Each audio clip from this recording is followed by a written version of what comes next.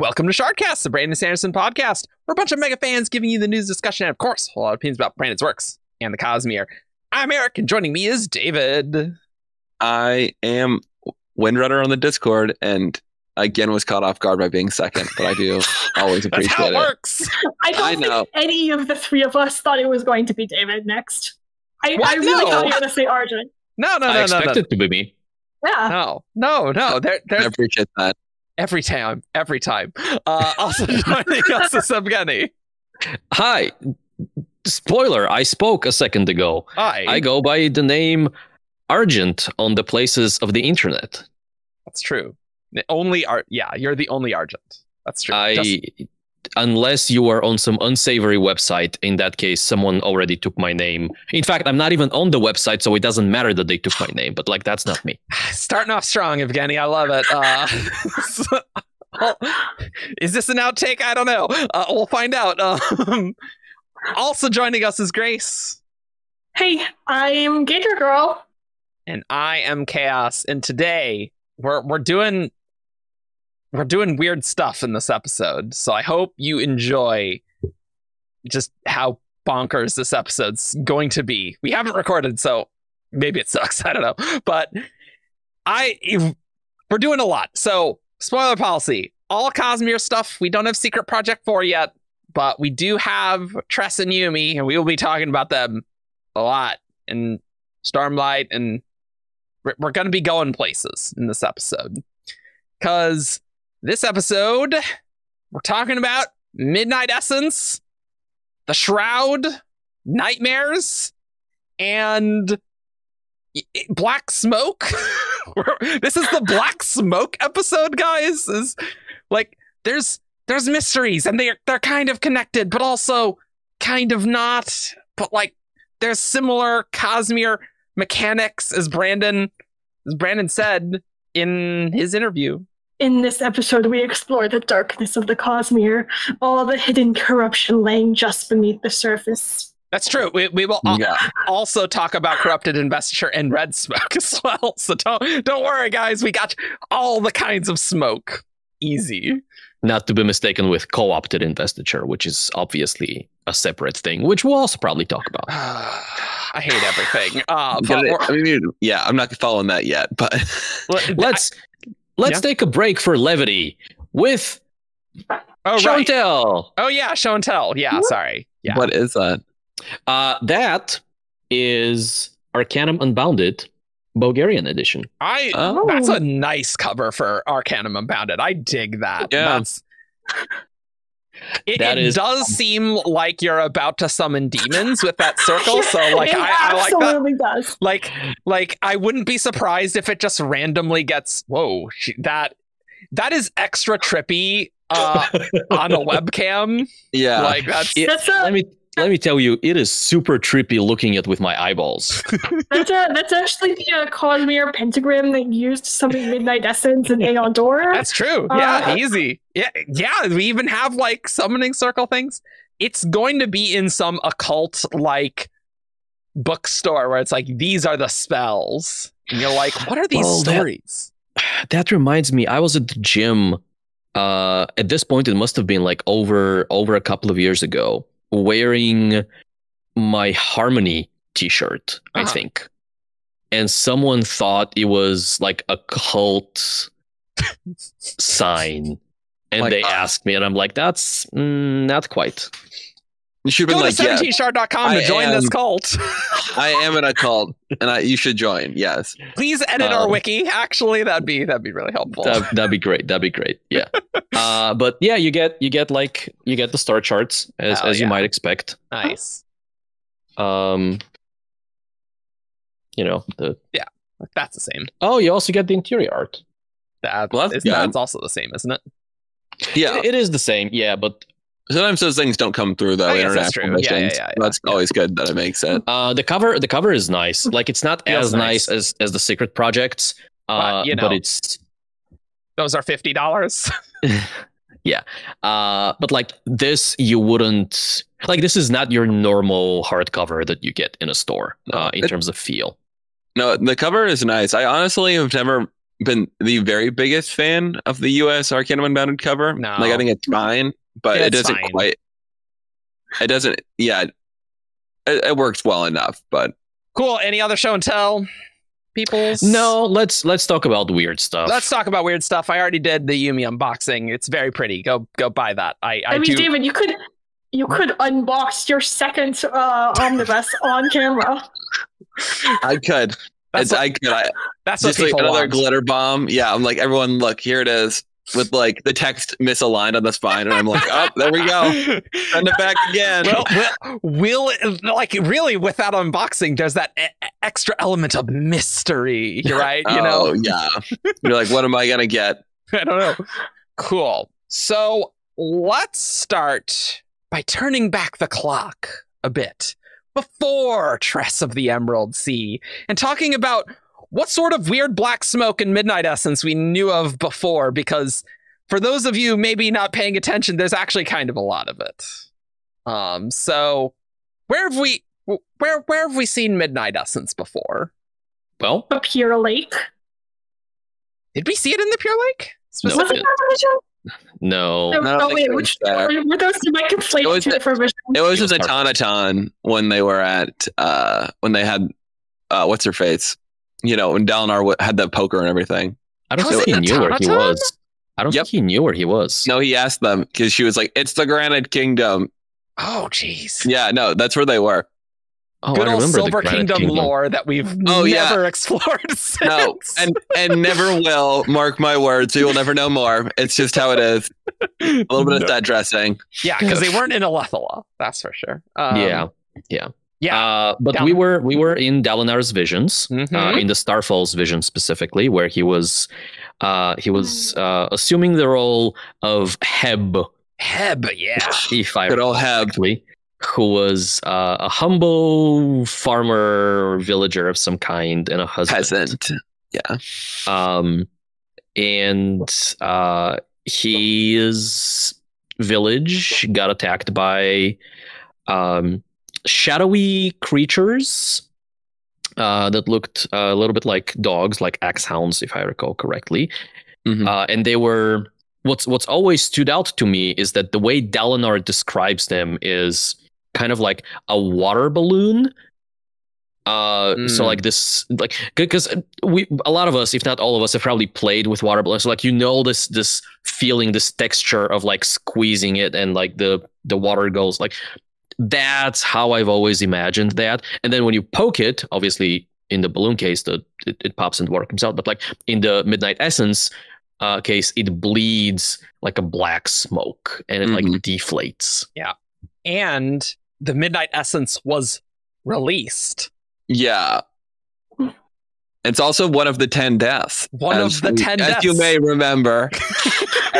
Put your comments below if you remember that the 10 deaths were a thing and how it's kind of weird if they're the deaths. Why aren't there 9 of them if it's an odium thing? But you know, whatever. Who knows? We should have asked Brandon about the 10 deaths. We should have asked Brandon. Look, the There's Brandon always another interview we should was have asked rough Brandon. to like get there, but we did ask about half shards and he rappoed us. That was I very know. funny. The eternal mysteries.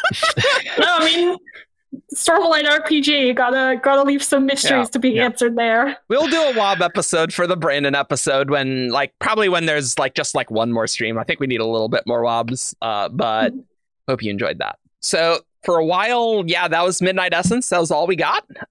Then we had the Midnight Mother in Oathbringer, where we learn that she can spawn Midnight Essence or create Midnight Essence.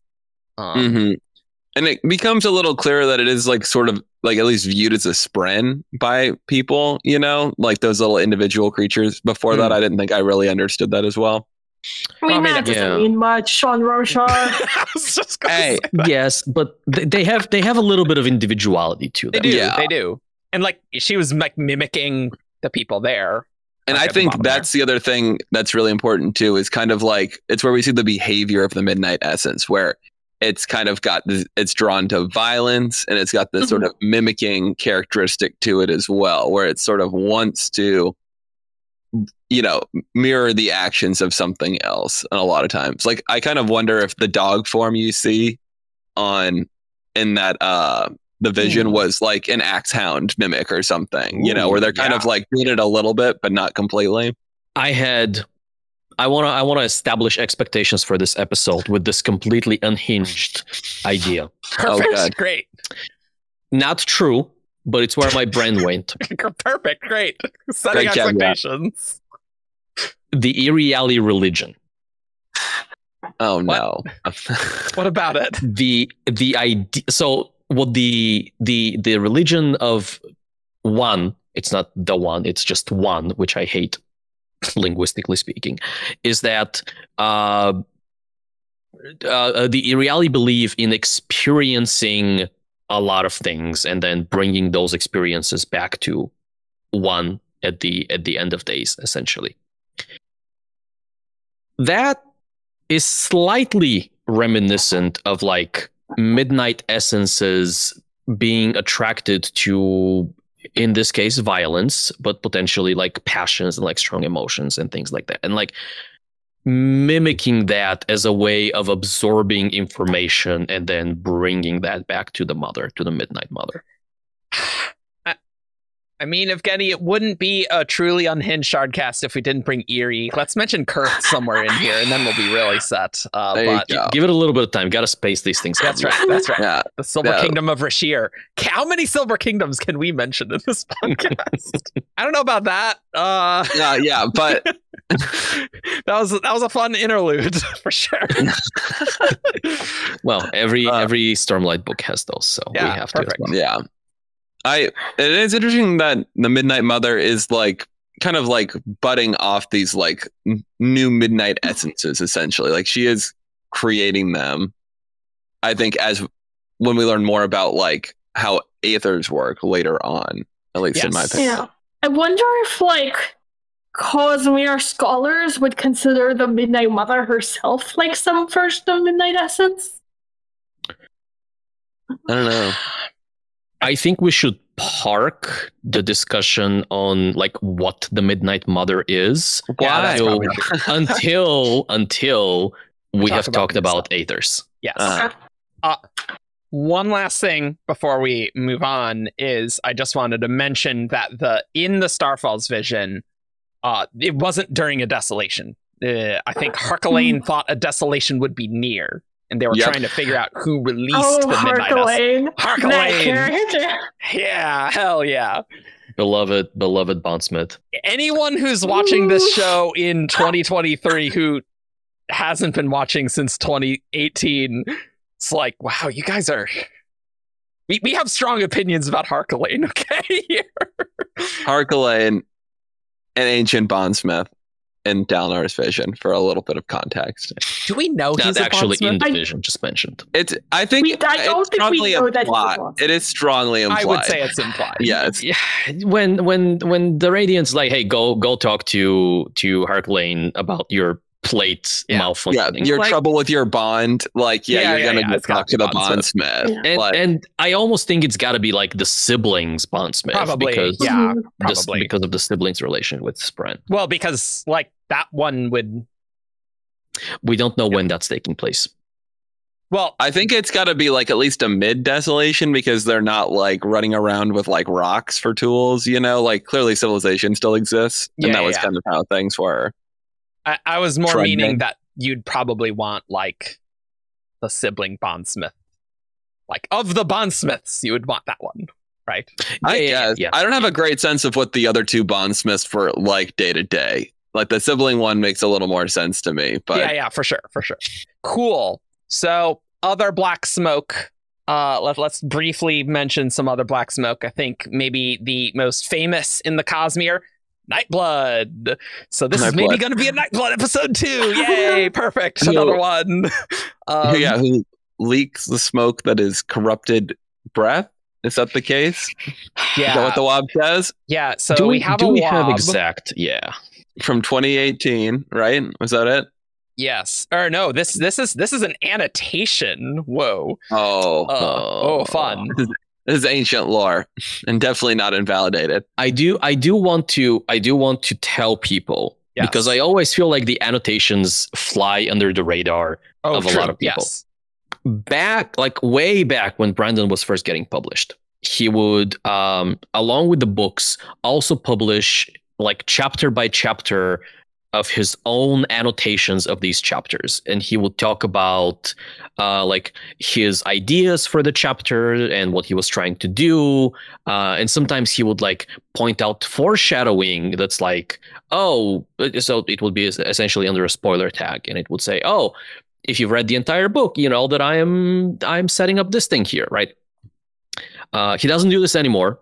Unfortunate. He still kind of does, though, because when they do the sample chapters, a lot of times he started like doing a little. It's not the same, but he does like an abbreviated version. He did that with Rhythm of War. That was fun. And he did some. Yeah. Well, we'll see if he does it. I always felt like this was a one-off, but like when we talk about annotations, perfect, but like, this is what we mean, and you can find those on. Let me. I'll put it in the description. The link to it. Sure.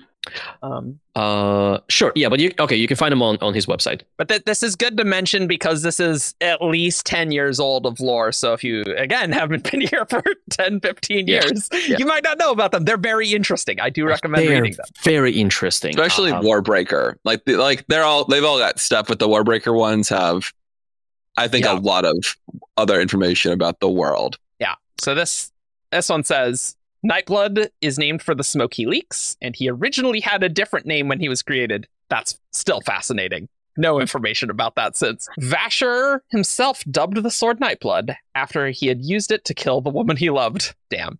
The blackness that leaks out is actually corrupted and consumed breaths, the ones that Nightblood leeches off anyone who draws him. Fun. And I think we can translate that to investiture. And absolutely. Yeah, totally. Because like Stormlight's exactly the same, right? So yeah, there's no difference there. Ooh, we do have some other black smoke. There's Unmady stuff with Yelignar. He's like dark smoke. Good old Blightwind. Blightwind. Yeah, rereading that Amaranth fight yesterday, that was weird. Like I don't know what's going on with Yelignar. It's so bizarre. It's like crystals. Okay. Then I think one last black smoke. Ruins. Yeah, Ruins black smoke in that chamber before the Well of Ascension. A weird black smoke. Was that in current timeline or Alendi timeline? Current timeline. Like that was Well of Ascension. They walk through it. Yeah, they walk through like this. It was like a bigger chamber.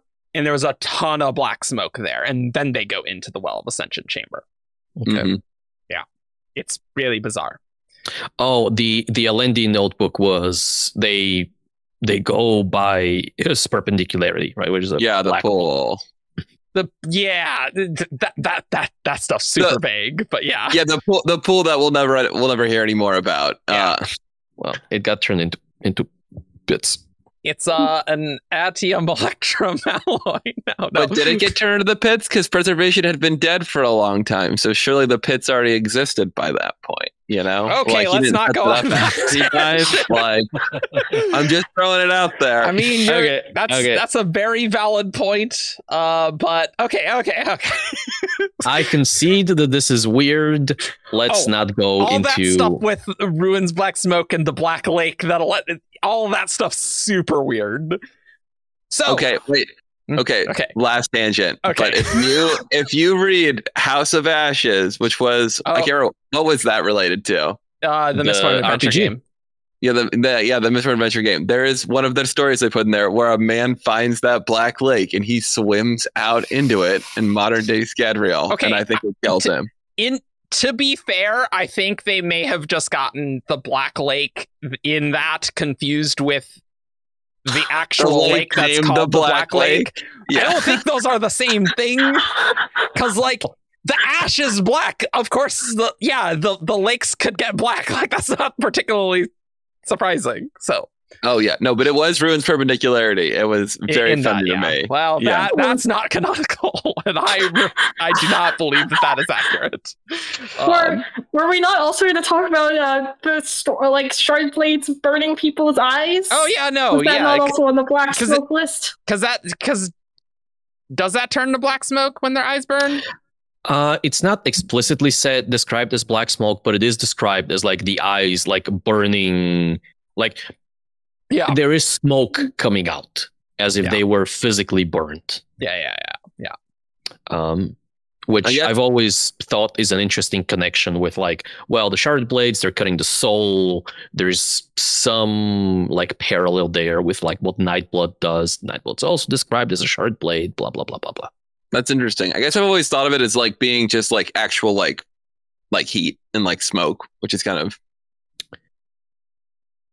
like a physical burning that's causing smoke as opposed to some sort of like investiture. Well, but like a blade wouldn't cause like ignition, like it wouldn't cause fire. It's a magic sword Argent that's killing them. Their eyes can burn. Their eyes can do that. Like it's cutting the soul. No, but I thought I was saying the same thing. I guess I'm not saying that. I'm saying that what can happen. Like I believe fully that it is within Brandon's imagination that their eyes could like are burning out because they get really hot. Like. I see. Okay. So I don't think. Okay, let's clarify. I don't think the temperature of the eyeballs is increasing in this. I think magically the eyeballs are turning into smoke. They're being soul cast into smoke, essentially. I'm not gonna say the word soul cast in this context, but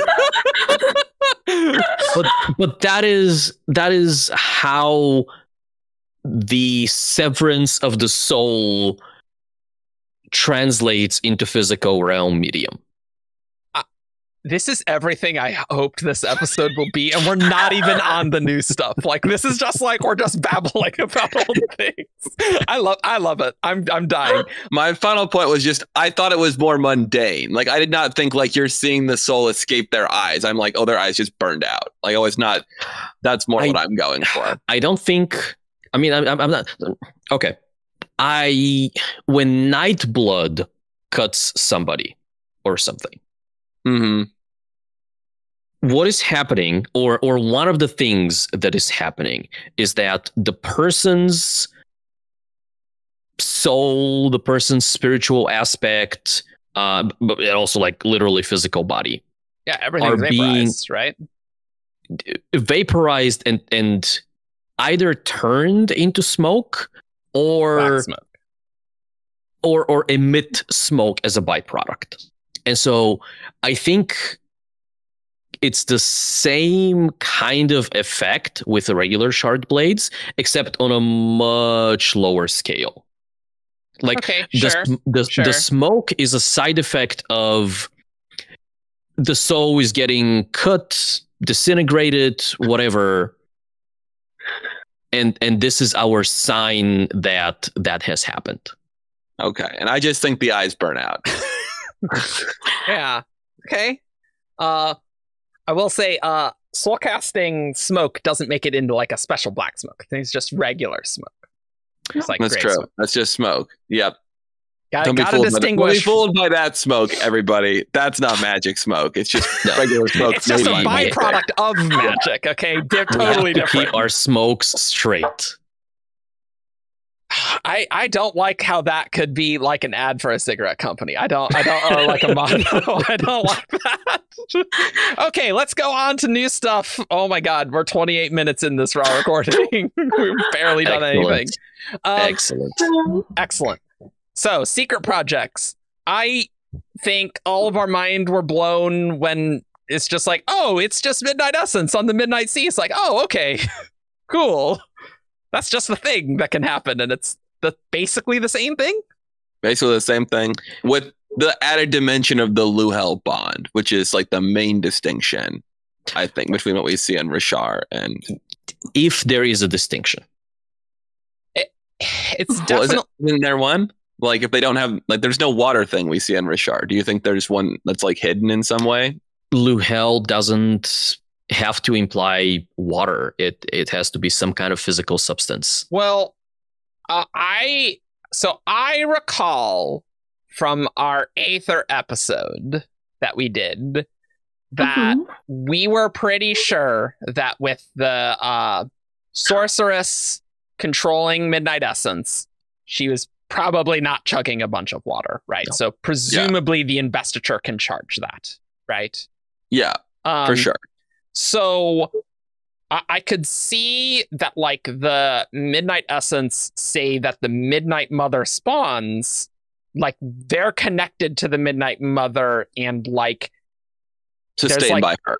Yeah, and, like, her investiture or something. I could see that, for Right. sure. And maybe, like, the Midnight Essence that was released in the Vision didn't necessarily have that, and there could be a Luhel bond, maybe? Like, it, again, impossible to say, of course, but, like, I think that's plausible that there could be a Luhel bond in releasing that separate Midnight Essence that presumably didn't come from the Midnight Mother because it's between Desolations. What the Unmade did between Desolations, unclear, because the Desolation from 4,500 years ago to now, the Unmade were, like, not okay, so it could be different in the regular ones, but I don't know. Was there something with blood? What do you mean? With the Rusharan Midnight Essences? Am I just... I think, I did... like, not beyond just them being drawn to violence. Okay. Yeah, I don't think so. Okay. Yeah. We'll call that a neuron misfiring. One idea is that potentially the Midnight Essence that was released is, like, an equivalent of some, like, aethery spore. Like, presumably not an aether, but, like, maybe that's how, like, you can literally transport Midnight Essence to another place and, like, release it and spawn monsters, maybe? I had always assumed it was, like, trapped in a gem for some reason. Oh, sure. Yeah, great. Yeah. Yeah, that Yeah. works. Possible. Yeah, and too. you, like, break the gem, the smoke leaks, and yeah, sure. Yeah, sure. I am curious, like, where they got it from, though. You know what I mean? Like, where was the, like, did someone go to the Midnight Mother to get, like, a gem full of this? What? Yeah. My kind of headcanon for that was maybe for some reason, like this is a leftover from a previous desolation where there were a lot of Midnight Essences, and a lot of them were, like, properly destroyed by Radiance and by Surge Binders and stuff. Okay. Maybe some were trapped. It's for like some Nail's reason. pockets of void spren. He was like, it's just pockets of void spren. There's the desolation didn't happen. And like maybe like regular people, like, who don't have a bond, like, maybe that was their way of fighting Midnight. And, like, maybe they figured out a way to, like, trap them in gems. I mean, I think it's also plausible that, like, on Odium's side, that they're just like, hey, Midnight Mother, collect these things, and then we can use it on different battlefields, potentially. Like, that's possible, too. Well, they didn't really understand the gem thing, so I was just gonna say that I don't think the timeline works because they didn't figure out the trapping in gems thing until the false desolation. Yeah, but, like, the very end. Well, then that doesn't work for the Starfall's vision because that was way before that anyway. So yeah. That's what I'm saying. I'm walking back the gem idea. Okay, I don't think the timeline works. Sure, there's some way. This is very speculative. Whoa. So that's kind of interesting. But yeah, I think we were talking about how the Midnight Mother could have been a corrupted aether, like one of the primal aethers. God, what did we even talk about with that terminology? I think from what Brandon has said about, like, a Midnight Essence being one of those, like, Cosmere things that are... I feel like it's not just like, oh, aethers are the only way to get Midnight Essence. Yeah, so maybe we should talk about what Brandon said on the Midnight Essence in our interview. Check out the last episode if you haven't already. Maybe you probably did. Oh, it's really fun. Learn about dragon palaces, so that's cool. Brandon says the actual idea of Midnight Essence is kind of a concept like light weaving that predates the shattering of Aiden Alcium. That various magic systems are borrowing, quote unquote, a law of the Cosmere and creating a parallel effect from the same basis. He goes on to talk about the nightmares and how the nightmares are not the same, which we can definitely talk about. That's fine. And later he goes on to say, but for me, Midnight Essence has this personality kind of becomes prefixed. What the Midnight Mother is making, with what you're seeing in the Midnight Sea, you're going to get some similar personalities to these things, and not necessarily the same as the nightmares, even though they're black and spooky. I wonder if a key characteristic of Midnight Essences is not necessarily violence, but the idea that you are, it's like build a spren, right? You are imprinting some emotion on the creature that you are creating, whether you are the Midnight Mother imprinting like curiosity and interest in violence, Sure. or whether you are someone on Lumar imprinting. I guess the spores would have to come with like their own default, like I was gonna say bloodthirst, but it might be just thirst. But like I wonder if you can like create a Midnight Essence with something less destructive. I feel like maybe if you tried, you could. Like, I mean, like, I guess you're saying like it's not one that you're controlling directly, but one that's semi-independent of you that you've created. Because like if you're controlling it, it just does what you want for the most part. It does what you want, but like the Midnight Tressence was still like that had a personality for sure. That's where the blood comment came from before. Like it was, books dry, dusty, we don't like that. Oh, blood, delicious, salt water. Yeah, like water thing. To me, that's obviously not coming from Tress, right? That's from for sure. Argent to the Midnight Essence. To me, I didn't think the Midnight Essence on Lumar felt that different than the Midnight Essence like personality rise on Rashar. Yeah. And so I feel like that's probably just the default like Midnight Essence personality. All right. Here's my question. Okay. We're talking about Midnight Essence being created. But were they created or were they pulled into the physical realm from somewhere else? I think this whole thing of like creating Midnight Essence with certain person, I think that's just faulty because I think there's something being pulled in from elsewhere when the Midnight Essence are like created. Like you think that they're in Shadesmar and they come to the physical realm, or like the spiritual realm to the physical realm, or like another place in the physical realm, like kind of appearing there. All right, so getting into like a little bit of like rhythmist lore here. Oh no! Perfect. We're not even an hour in. Let's go. It's where it's relevant. Activated her trap card.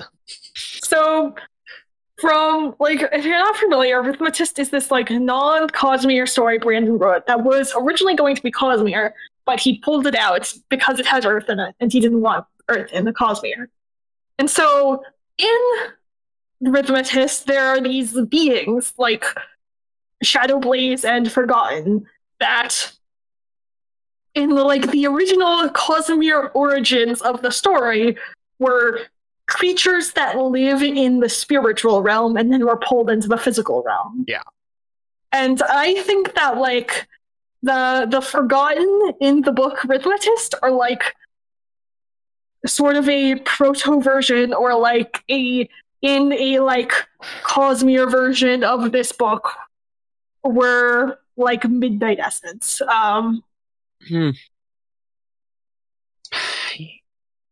Yeah, like I don't think that like they're clearly not like Void Spren that like is being pulled through. Like I don't think that makes any sense. But yeah, I suppose it's possible. What about this? What if there's like a platonic ideal of what a Midnight Essence is? Like there's this specific archetype, and that is in the spiritual realm, and that's what like this, like it's getting a conduit from the spiritual realm and making this creature with investiture and like imprinting based off that archetype. It's like a blueprint. Like a blueprint. Like I don't like they're not actual like these eternal spren. Like I do think once like they're destroyed, then they just sort of vanish. So like it's like a fake spren that is imprinted with this thing, I think. And when I think about the Aethers, like the other Aethers, I'm like, okay, where does the crystal come from? Like it's some sort of mass that's being created out of energy. Yeah. And so I think in the case of the Midnight Essence, it's not that dissimilar. It's, something that's being kind of created out of energy that they're pulling from elsewhere. Yeah. But and like maybe there's just like this core, maybe there's like a set of core like things in the spiritual realm that these magic systems, right? like a light weaving ideal and a something like that. Like sure, I guess transformation ideal. Something kind of like that, or like maybe even like these basic blueprints of types of things like Midnight Essence. Like maybe there's other things like it. Maybe, I don't know. Yeah, the Midnight Essence one is almost like the strangest one to me. Like you see like these other things where you're like, oh, it's a similar like power set, and then instead there's like one where it's kind of a being that shows up a lot, which is a little different. I guess. Yeah. I guess in like fantasy, like archetypes, summoning creatures or summoning constructs or creating magical creatures or constructs is a magic system, right? Yeah, absolutely. And sometimes it is like pulling those things from a different plane of existence, like summoning elementals and stuff. But sometimes it's, hey, you created a companion. Okay, thinking about it as summoning is an interesting way to think about it. And that just happens to be what the sort of thing is that you summon in the Cosmere, is these scary little black monsters. Either you're summoning it from the cognitive realm, which I don't think it is, and so you're summoning it from some spiritual thing, I guess. Well, so to be clear, I don't think you are summoning like individuals from anywhere. True. I agree with both of you that there's probably like an imprint of what a Midnight Essence is in the spiritual realm, and what you are doing is you are manifesting not a copy, but like you're like reaching out and touching it and like going like, this is what I want, and sculpting something out of a physical spore and out of investiture, and you were like, okay, well, this is the design. Yeah, and here I just did it again. Here's another Midnight. Well, it's they're all coming from the same source. I mean, I think that even if like in these specific cases you are making versions out of investiture, sure. Like I do think there has to be some pre-shattering origin where Midnight Essence just existed somewhere without being created. I was just thinking, like, what were Midnight Essence just on Yolen? Like that's what I think. Like these what things are show. Yeah, like all drawing from some basal thing. Like I would expect there's some sort of basal Midnight Essence on Yolen or somewhere. I guess in my head, I feel like we think about Yolen like as being very important because Aiden Elysium was there, but the Cosmere was like a wide and populated place even then. With like, the singers are living on Rashar doing crazy Dawn Singer stuff. So like the Midnight Essence can be a thing that's out there. I don't know that necessarily maybe that will be Brandon's plan that every core thing will have been present on Yolen, but I do feel like it's possible that not everything was. Sure. It could be like it it might be that there is this like prime aether or whatever that is the archetype of what all Midnight Essences are coming from, or what they're copying, right? Or it could be that it's always been the way it is, in that there's no like original physical Midnight Essence. It's always been aether bound. No, I shouldn't use aether bound. It's always been people who are manifesting or summoning or creating Midnight Essences they've always been looking at some spiritual ideal, because like I always go back to light weaving when we are looking at these universal magic systems. Sure. You don't need to have an original illusion, an original sure. light weaving system. Like even before the shattering, I think it's possible for us to have had multiple manifestations of light weaving, and it just happens that they're all doing the same thing. Sure. I guess I would say the only difference here is that like Midnight Essence has like a bit of this prototypical personality, whereas like like light weaving and connection magic with like bondsmithing, like that's not relevant. So I would assume it had to have come from somewhere, right? And I'll just blame Aiden Alcium because that seems like a safe bet. That like who made that inherent design that they're drawing off of, I guess.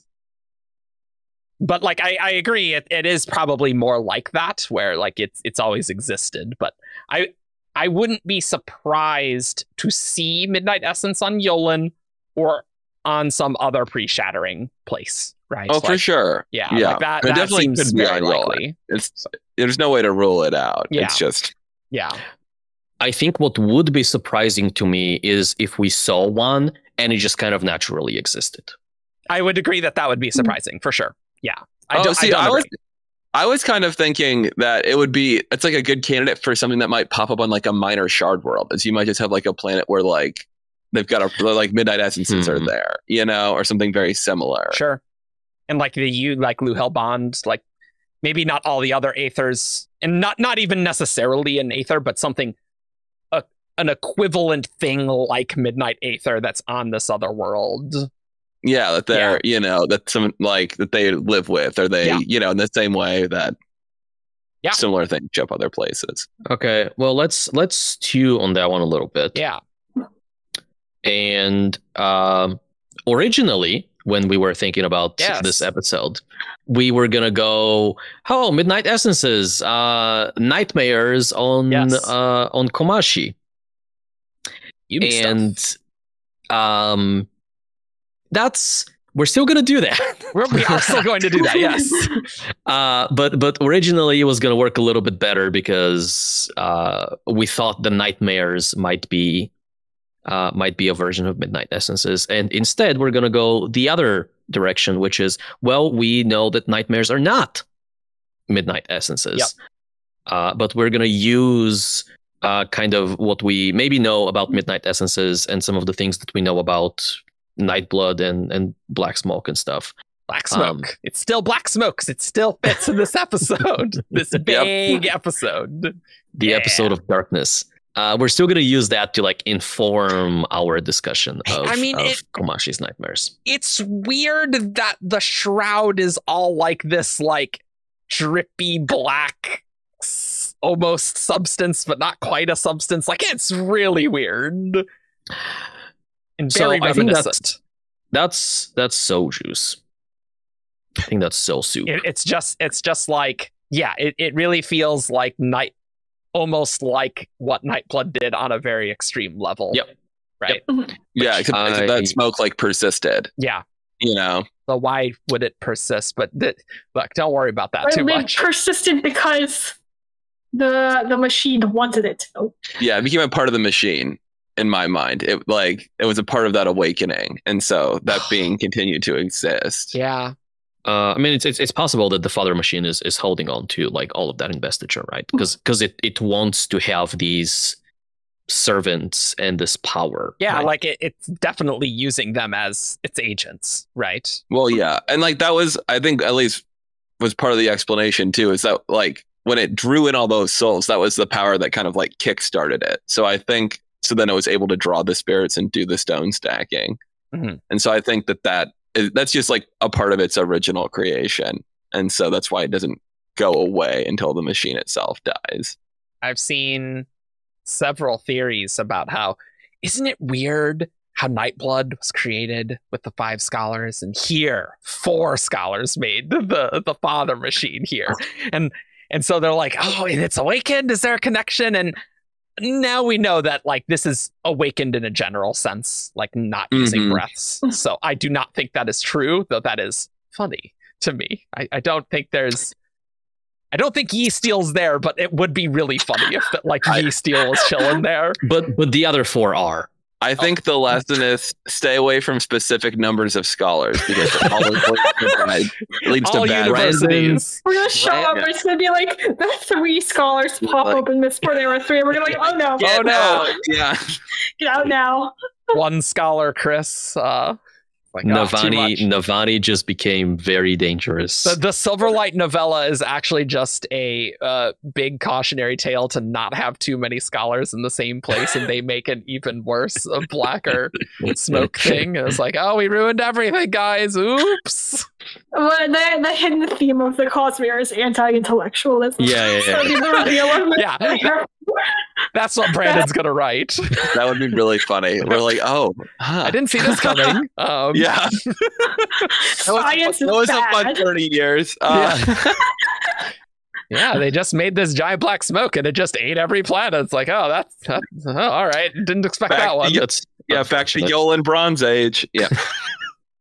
The Fane life, maybe the Fane life ecosystem's fine.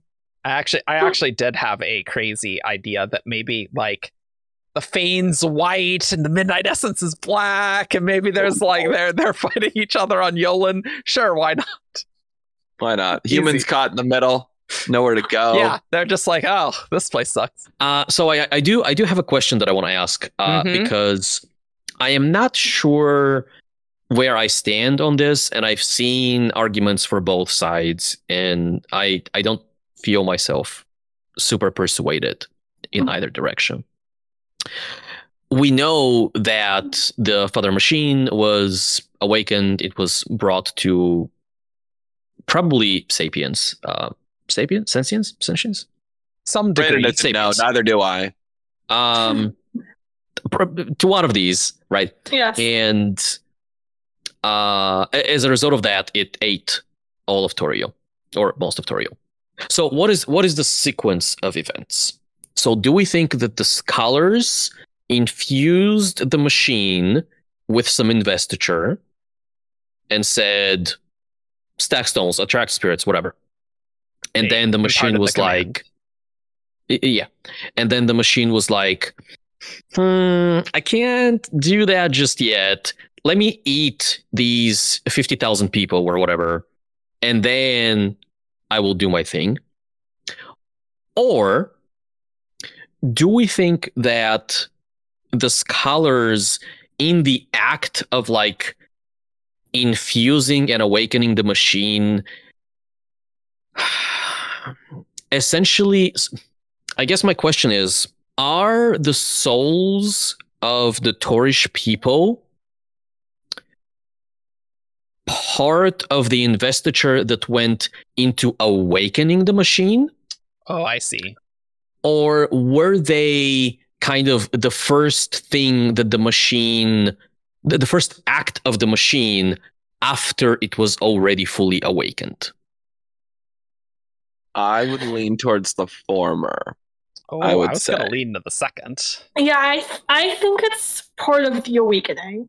Yeah. Oh, sorry. I would say that the human souls are not part of the awakening.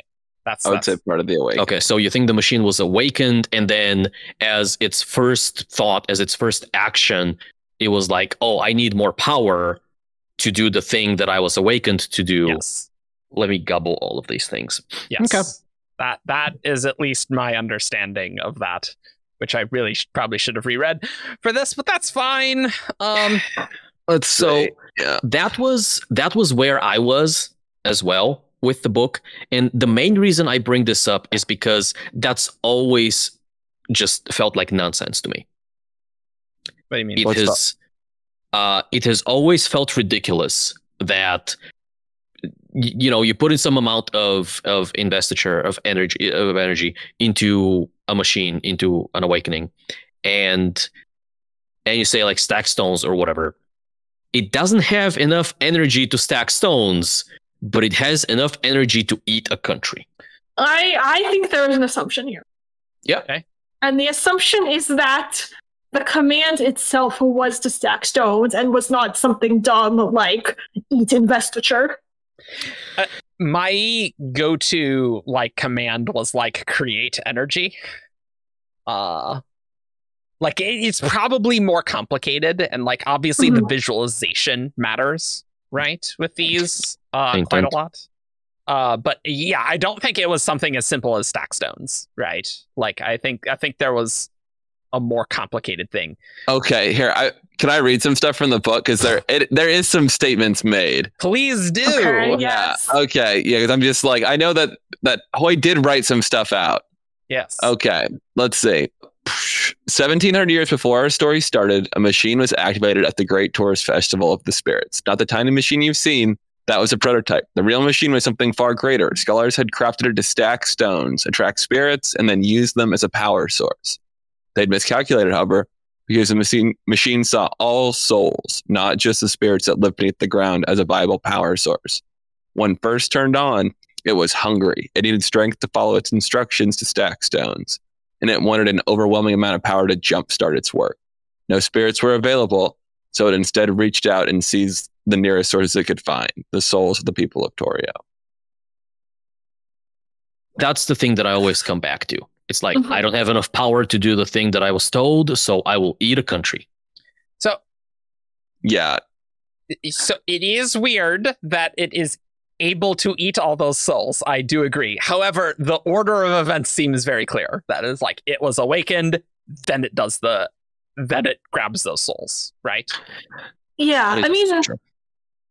it could also just be an example of like, it's kind of like Nightblood, where it's like no matter how many souls it eats, it's still hungry.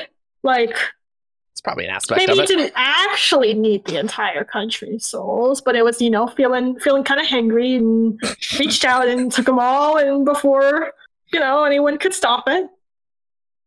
Relatable. Yeah, I could see as well that it doesn't necessarily, in my mind, have to be that, and you know, this could be something that Brandon hasn't really decided, but it doesn't have to be that the machine, like, you know, wakes up and it goes and sucks in like every soul in the whole country in one moment. Like it could be like the machine wakes up and it starts sucking souls from like people in the near adjacent space, and then it grows power and starts drawing some spirits, and then it gets more ability to suck souls from further away, and it kind of Spirals cascades out. Like presumably opposed- the first ones it eats are those scholars. It's like, Yeah, that are right Nom, nom, there. nom. And then That's so much more horrifying, like watching these people get consumed slowly and like running away in terror as darkness slowly envelops the country, starting in the capital and going further and further out. well, I don't. Yeah. Slow is a relative term. Like, I'm not saying instantaneous, but probably pretty fast, right? It reminds me of Honor Among Thieves. it's not a big country either, if you look at it. So Yeah, I think that's probably the only way it can work is like by eating some souls, then it has more power to reach out further. a feedback loop. Yeah. And I guess there must be just something about the command that lets it do it somehow. I guess. So I'm thinking back to Hoyd's narration there. It saw all souls as source of energy, or whatever the exact quote was. Yep. And so that makes me wonder whether the command was something to do with like turning souls into energy, right? Yeah, sure. And just like And you're not being specific enough as to what do you mean by spirits? What do you mean by soul? What do you mean by soul? What is a spren? It all looks like a spren to me. Nom nom nom nom nom. Audience, you make fun of us for going, what is a soul? But actually, these are the important Cosmere questions You that need to stop us from visualize very consuming an specifically entire what that country of means. people. Yeah. those scholars should have asked themselves, what is a soul, before they turned on Exactly that like machine. that. And you know, there was 4 of them. Maybe we were the 4, you know? Maybe, yeah. We would have been fine. We've been like, guys, we're about to make a big mistake. We should Okay, leave let's. this off. We need to nail down some dictionary definitions here before we do Awakening. We totally would have predicted that it would just be able Yeah. to go eat everyone in the country. Yeah. Like, I Yep. don't, yeah. Yep. I'm thinking about that, right? And I'm thinking, okay, so if the command is something to do with like turning souls into energy, Sure. I have to assume that something about what Hoyd is saying here is incorrect or incomplete. What do you mean? Well, because I can't, because the way he tells this story is not the full picture. Like, we are trying to guess where the gaps are. Oh, it ate the closest people, and that allowed it to go to the next people, and then that allowed it to get some spirits, Sure. and then that.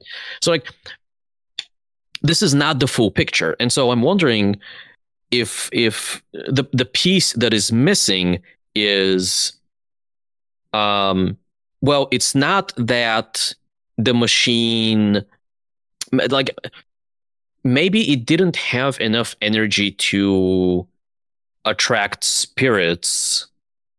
It is kind of like a naughty thing to think around a little bit. It's hard to kind of imagine how it all happened. Because in my head, I always think, okay, what gave the machine that, like, what was that initial source of power that they used to, like, wake the machine up in the very first place, you know, before it drew the spirits of everybody? Like that to me is almost the least interesting. I mean, it is interesting. I agree, it is interesting. Thank you for that. That was great. I mean, I think what it was they had a prototype version that they used to draw in one spirit out somewhere, and then like created some proto Hyon that was like the source of energy to kickstart the machine. Yeah, I think. Yeah, I think they must have had a spirit or something. Because they had because like the scholars had the machine that could draw in a spirit when they were like pretending to be with Yumi, like before, in like the months before the machine actually turned. Oh yeah. Well, and there's also like the piece of it where like the machine is holding on to a portion of the spirit's souls that it uses when it like actually makes those machines. That was like because it's like rebuilding itself. Why do you think Hoyd's saying no spirits were available? Like, that seems a little odd to me, don't you think? What's the full quote? It's literally like, when first turned on, it was hungry. It needed the strength to follow its instructions to sack stones, and it wanted an overwhelming amount of power to jumpstart its work. No spirits were available, so it instead reached out and seized the nearest sources it could find, the souls of the people of Torio. My interpretation of that is that spirits that are in the form of devices are not useful to it. They're fixed as an object. Okay, that's not power they can draw. And the other spirits are down at the core of the planet and have to be drawn up by the yokai. And it's just like so far away. And so there's just like, it's really far away. So there's just none that happen to, like, if there was a Yogi standing right there, it would have been like, oh, spirit, like it does with Painter. But okay, cool. I was just like, is there something weird going on? Because like, it doesn't seem like the spirits are that far away. I don't know. Yeah, initially I was kind of had the same sort of like, but that is another one where you have to kind of think about, okay, why does this make sense? Or like, how might this work? They're just out of range.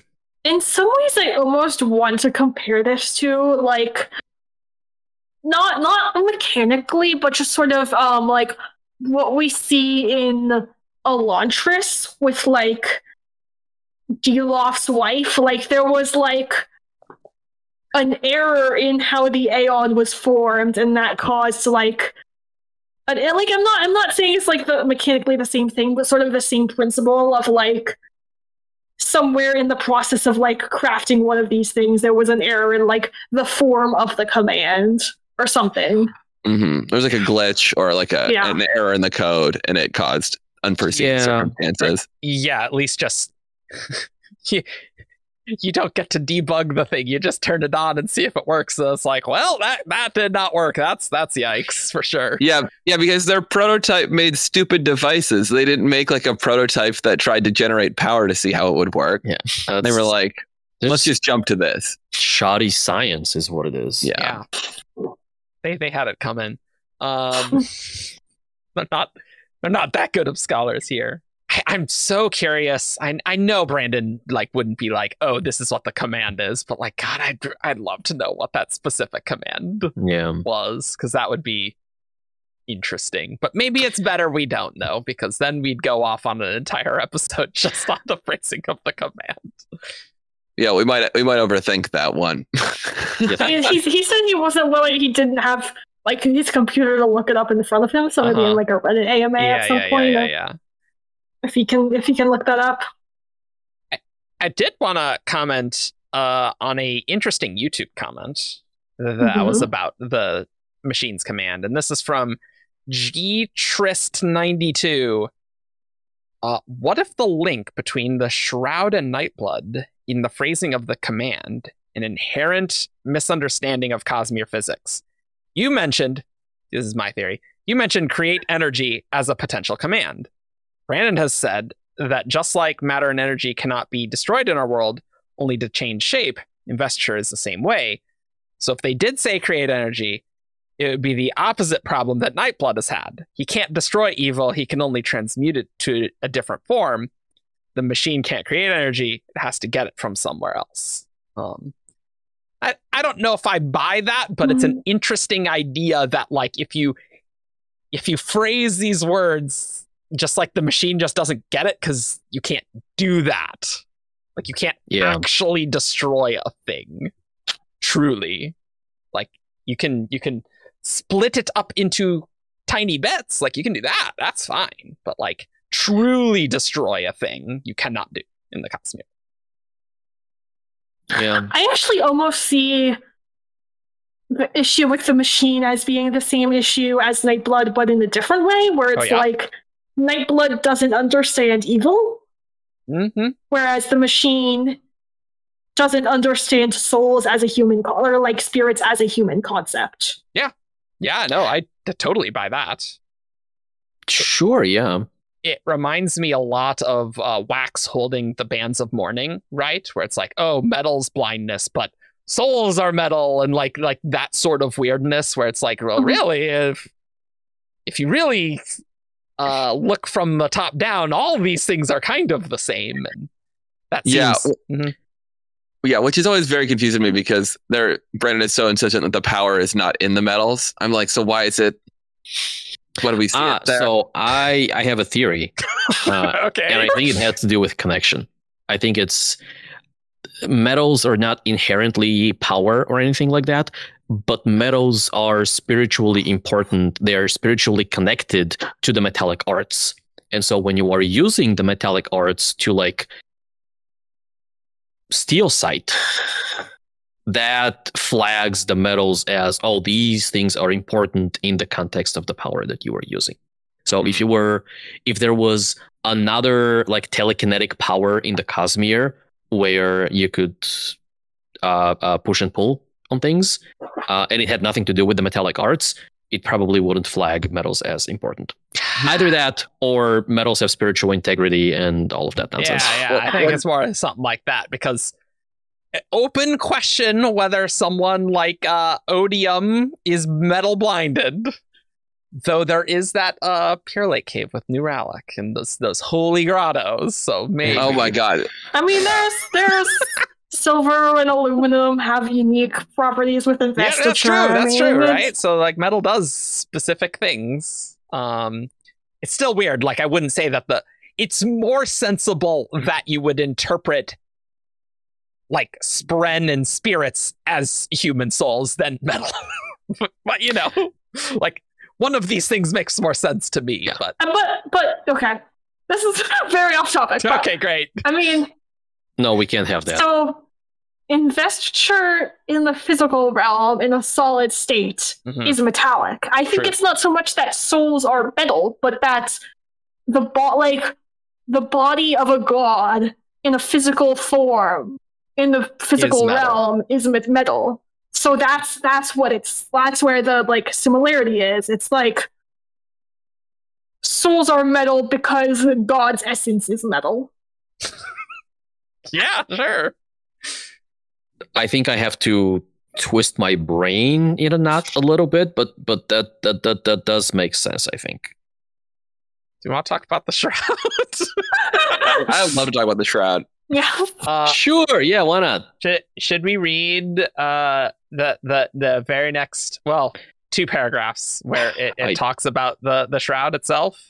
It's right by that Hoyd quote that we were just looking at. Oh. Yeah. No, I was like, it definitely just like kind of lets you go. The exposition chapter. Hoyd says, "Be careful what commands you give." Yeah. Got that. This machine immediately began feeding on them, destroying their bodies and harvesting their investiture.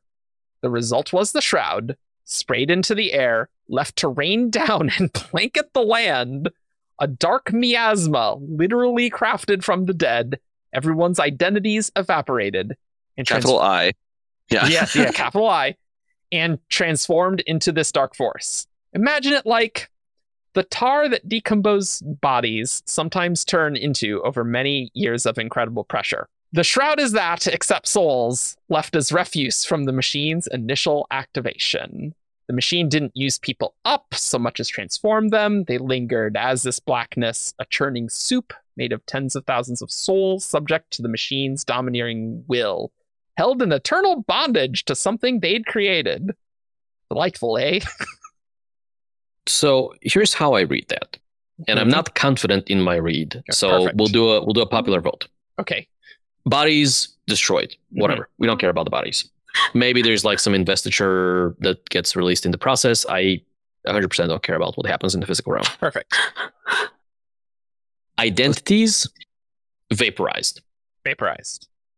I think they are either completely destroyed, by which I mean they they blow up into some constituent like spiritual atoms or whatever. They are no longer associated with these people. Like not destroyed, but like connection's gone. Either that, or the identities are somehow used as fuel. Oh, are you done? I'm not done, but let's tackle the identity question first, and then I'll. Perfect. It's interesting to me that he says identity destroyed, because like it seems with like characters like Leon that the identity is still there in some form. No, I Right? totally agree. No, and he's painting specific villagers, and then specific nightmares are coalescing out of the crowd Mhm. back into people. Like I felt like that was an odd line, and the only way I can make sense of it is I feel like it's not necessarily a permanent or like a total destruction, but just like an incredible weakening of it. And so primarily they're not aware of who they once were, kind of like a shade. Or maybe like a scrambling of some kind. Mm-hmm. Yeah. Everyone's identities evaporated and transformed into this dark force. So, well, so there are two ways to read that sentence. One of them is the identities get destroyed and then the identities get turned into the shroud, or the identities get destroyed and the people get turned into the shroud. There's a they that is ambiguous. I think it's definitely talking about the identities themselves, not the people. And maybe you can make an argument that like by becoming the shroud collectively, like that is a way to do that's like a form of the destruction of a distinct identity. You know, like now you're not many things. You are one thing now. You're the shroud. You're not a bunch of people. And so maybe that is somewhat a destruction of the identity as an individual. It's really interesting because it gets to the question, what is a soul, right? Because really, like Hoyd's like, okay, the souls are still held there, but what does it mean for the identity to be evaporated, right? Like, I think we would say that the identity's a portion of the soul, right? Yep. When you store identity ferrochemically, what happens to you? From a mechanical standpoint, you need to store identity to be able to create like universal metal mines. Yep.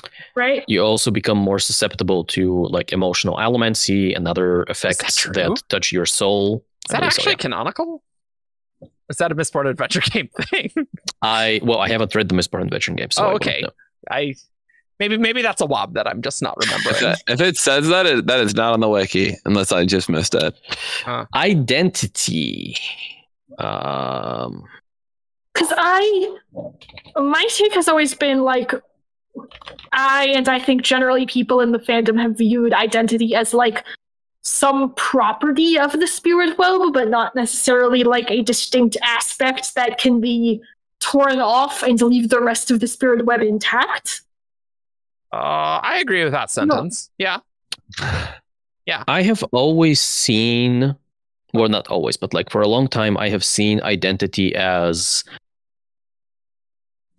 Marvin had a great WAB that he got once where he compared identity to a cryptographic key. And I've always been a fan of that, where identity is not like a section of your spirit web. It is something that infuses every part of your spirit web and says, this piece of spiritual investiture is associated with this person. I think that's basically just a different way of saying what Grace said, right? Would you agree with that, Grace? Yeah. Yeah. Okay. Yeah. Okay, cool. Just don't want to get on a long discussion where we're like, we agree. We aggressively agree with each other. I wonder if, like, another way to look at it is, like, these souls are becoming a part of the shroud. So their identity is becoming a machine too. So their identity is becoming like subsumed to this machine now. And so that is changing that sort of like characteristic in some way. Yeah. But I do agree that there is some remains of identity, and like that the machine can will these cognitive shadows, right, to do things for it. But there is a bit of identity still there. But like it's just mostly shredded. I like the idea of like the shredding metaphor, that it's like it's all like shredded and jumbled and mixed together, broken. Yeah. It's like when you make a smoothie, the banana is still there, is just mixed with the strawberry. Man, every time I make a smoothie, it just creates this black tar that it covers the entire world. It's like, God, I should stop awakening blenders. You just need a really powerful painter to draw the banana and smoothie separately again. Easy, yeah. It'll separate your smoothie for you. Perfect. Or you need your banana to be very highly invested, and then it can kind of pull itself together. We've got options. There's a lot of options. Yeah, it is so weird. Like, I guess just the idea of like these identities evaporating. I don't know what that means, but it does remind me a bit of the Parshman, right? Where the identity was like broken. I would have to look at Syl's exact line. Another incredibly confusing example. Identity crucial. Identity restored connection refounded. I think that's right. Yeah. I get them mixed so up it's sometimes. like the black smoke is like the identity has evaporated, and then like in the case of the Yokihija, they're invested enough that it can like have like condensation down to like a person again. Essentially, then, like, yeah. And then, like, painter can, like, use his painting abilities to, like, artificially create that effect in the other cognitive shadows or something weird like that. I think that makes sense because, like, presumably, like, investiture, like, when you put it in an object, is, like, flavored with this identity corresponding to a person, right?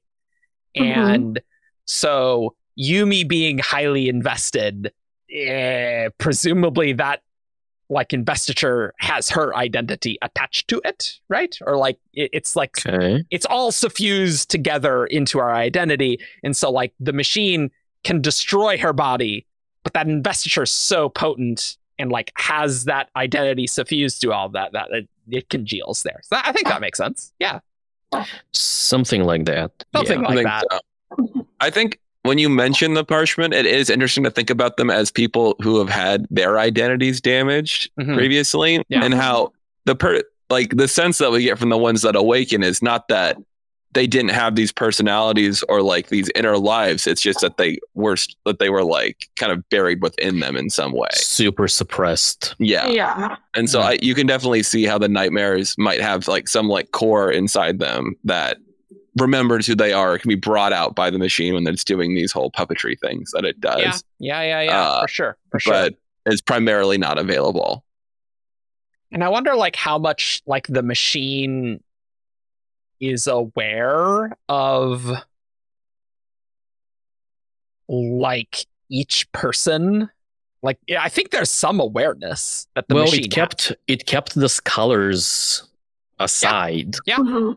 Mm-hmm. They're my friends. They made me. It's parent. also Yeah. interesting to me talking about the Parshmen that like on Yumi the nightmares are seeking out like strong emotions in order to try to get that identity back on their own in the form of like nightmares hunting people. Whereas like the Parshmen, there's like a connection there to like odium potentially. I wouldn't say that's what the nightmares are doing. I think they are drawn to like emotions and thought in the same way that Spren are. But I don't think there's a goal to that. I think it's just kind of an intrinsic and instinctive draw towards all this mind is appealing to me. But they're feeding on something because they get stronger when they repeatedly return, and that's something that I'm interested in, and was never really came up in the book. Is what exactly? What are they taking from these people? Is there a cost? Like I assume not a heavy cost, aside from the fact that eventually it'll come back and kill you with real claws. But like, what is it getting from them? What if it's like just presumably all these people have virtuosity investiture, right? Sure. Mm-hmm. And it's absorbing some of that virtuosity investiture, and that kind of like with Yumi, it's like helping it coalesce into a more concrete thing, whereas otherwise it would not necessarily be a concrete thing. So what's happening with the nightmares when they grow more stable and when they grow more powerful is actually very similar to what happens with like when the painters paint them, right? They gain a concrete shape. Yeah. Mm-hmm. Except obviously it's not, something harmless. It's whatever nightmare that their feeding targets have been imagining, right? Yeah. It's also similar to, I think, Spren in that the perception of them kind of locks them in shape. But I don't understand what the benefit of all of that is. I mean, I think for them the benefit is their identity is messed up, and this is like an attempt at finding a new one, sort of. Like there's something in them that inherently like longs to have a shape, have a form. Yeah, and I don't think this is an overly conscious thing most of the time, right? Agreed. Like standard nightmares that are usually just drawn there, like not Liyun, because Liyun had like a specific thing that the machine was trying to get it to do, right? But like generally, I think it's just, I'm sort of drawn to this, and it is nice to have a bit more identity and strength there.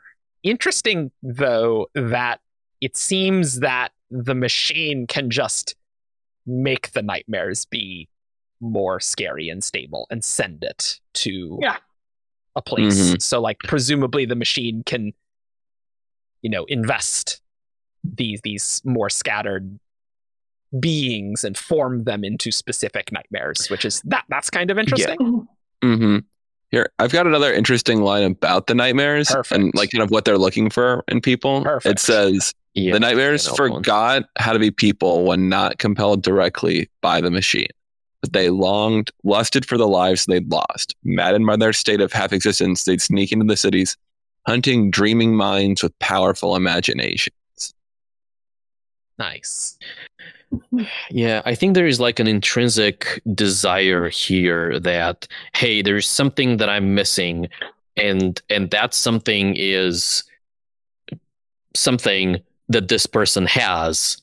It's not my something, like they haven't stolen a thing from me, but they have something that I used to have, and I want it. And like the nightmares don't understand that feeding on these people doesn't necessarily bring them closer to humanity, but they are nonetheless feeding and like something Yeah. is happening with them. They're becoming more invested. Absolutely. It's not their intent, but it's a side effect. Super interesting with that line. That's like, Yeah. they can remember to be people when the machine compels them. It's like, oh man, that's interesting. Well, because the machine is puppeteering like all of the prisons, right? For sure, for Mhm, sure. yeah. I'm just still continuously trying to think of exactly this command, and it's like this thing's bonkers. You know? I think it definitely must have been vague enough that the machine was kind of allowed to grow in Mhm. ways that it was unplanned. Yeah, I for don't sure. think that they that much of this was pre-thought, and they were like, "Oh yeah, this will be the portion that puppeteers the souls." Like, Yeah, it seems like the command's probably here is simple rule that it extrapolated a lot like and it's like to continue to maintain power, I must, Do puppeteer X, Y, the and Z. souls and Yeah. prevent the Yokai from challenging me. And Yeah. Paper. I mean, it's this is what I was thinking about. Like, there were it says like tens of thousands of souls, but like the one that the machine sent after Painter was like Liyun. Like, I feel like if the machine had just sent like a random soul that had never interacted with Yumi before to hunt down Painter, then he probably could have won. they didn't realize the machine would develop a sense of dramatic irony. So, One of the common unintended side effects of awakening. Well, I mean, it's kind of interesting because presumably, like, the machine uses Liyun's soul a lot in maintaining Yumi's specific prison. Yep. So, like, it kind of makes sense to me that the machine would be like, okay, something weird with this spirit prison, right? Like, there's something going on there. This is a soul I use.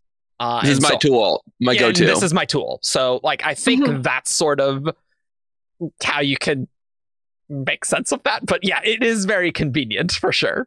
And I don't think in my head, the machine is not like an antagonist that could anticipate something like Painter being able, like, realizing that he's talking to Liyun, and subverting the conflict in that way. Like, I think it's just like, oh, I'm going to send a nightmare, it's going to kill him, and then it's like, oh, thing I couldn't have planned for. Okay, now what? Yeah. And the book makes a point to say, hey, the machine doesn't plan; it reacts to circumstances changing, and it can anticipate certain circumstances changing, but it's not like it doesn't have long-term plans. It's like I want to attract spirits. I'm doing my thing that I was said to do, and these are all just unintended side effects. Fun. Yeah.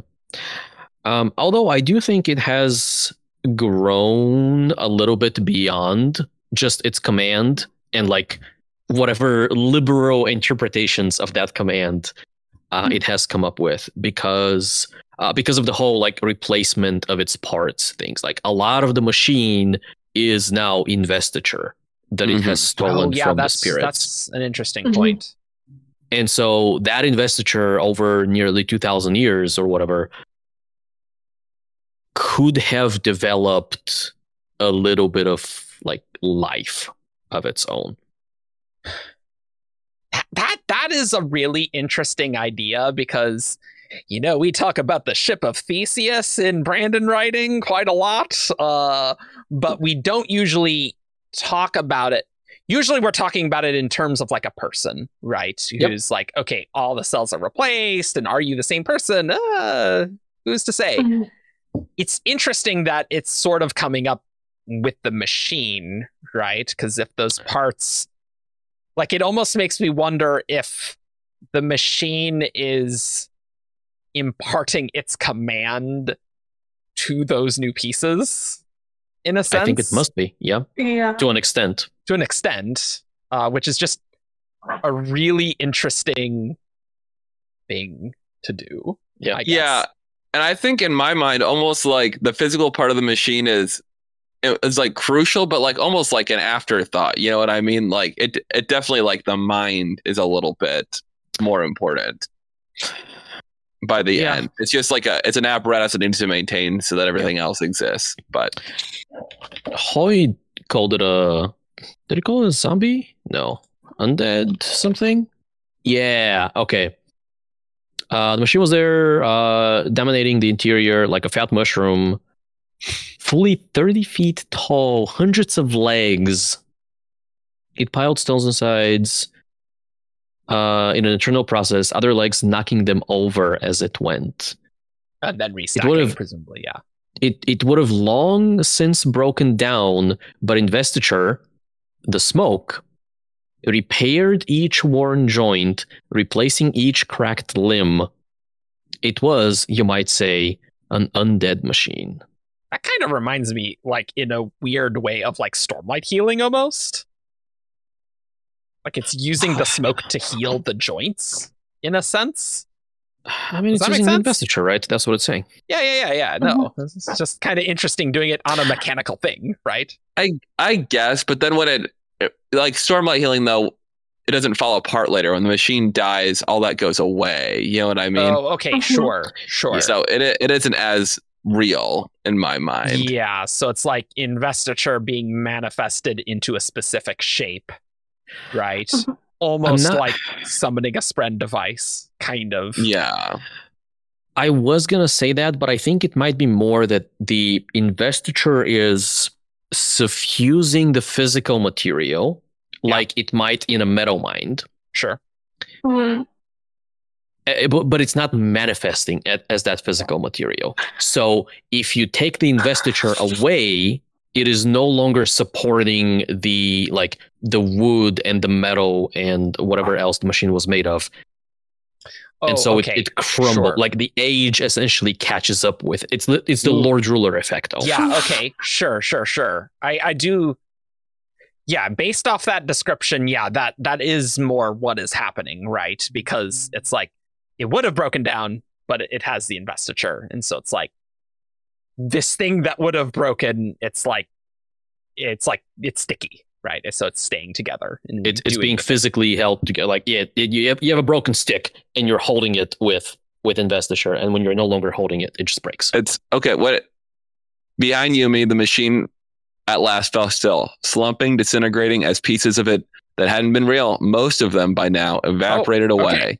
Okay. Oh, there's that. So there is manifestation. Yeah, it's just manifesting stuff. Yeah. I almost see it as more like a solid light weaving versus like compared to like soul casting, where it's like what it's doing is more of a solid light weaving. Yeah, that's sure. fair. If anything.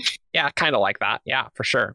It's really making me think about Nightblood in a way, and like how I think we would normally think Nightblood is just indestructible. You can't destroy it, right? Like it's not a thing you could destroy. Thus far, he has not proven to be destructible. Yeah. So I guess my thought here is maybe Nightblood does sustain damage, but it's drawing the investiture to sort of like make itself.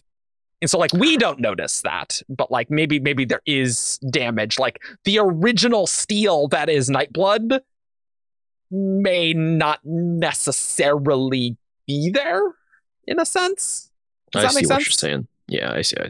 I think it's possible, but I also don't think there's any reason to believe that it just wasn't supernaturally reinforced from the start. You know, sure. Like it could be true. If it happened, I wouldn't be shocked, but I also just think it could be fun. I think Nightblood would, in any case, be harder to destroy, even if it was like working under the same principles, because the machine was using like other sapient beings that had their own desire to get away as the fuel source, whereas Nightblood, the original fuel source, was just here are a bunch of breaths, which are like an inherently sticky thing that stay in objects no matter what. So I think if you wanted to try to destroy Nightblood, it would be a lot harder inherently. And there's also like just complexity of what it's doing mechanically, right? It's a sword. Like, it's not, it doesn't have like these moving parts. It's not a printer, okay? Like, if you're Not gonna awakening a wear printer, out. yeah. Like, awakening a printer, much harder than just like, hey, it's a sword. Be sharp, okay? Like, there's less moving pieces to break. And he's in the sheath most of the time anyway. Yeah, true. It is notable that last year on one of the spoiler live streams, someone asked whether Nightblood's Awakening transformed it into a god metal, and Brandon said that you could say that. And then he goes on and said, yeah, you could argue it's a god metal. But Well- Brandon, would you say that? Always the question. Yeah. We're asking you, Brandon. I think that comes down to like, what does investiture being made solid? How is that different? Like, if you pack in ruin stuff into Atium or Racium versus I have a crapload of breaths and I'm investing a thing very powerfully, right? Like, how different are those things necessarily? So, like, I think that's part of the weirdness of like how much you can charge or invest into an like a real piece, a real object. yeah, and like, does the act of awakening it alter its chemical composition and stuff, right? Like, it maybe into god metal stuff. I don't know. It's magic. Who knows?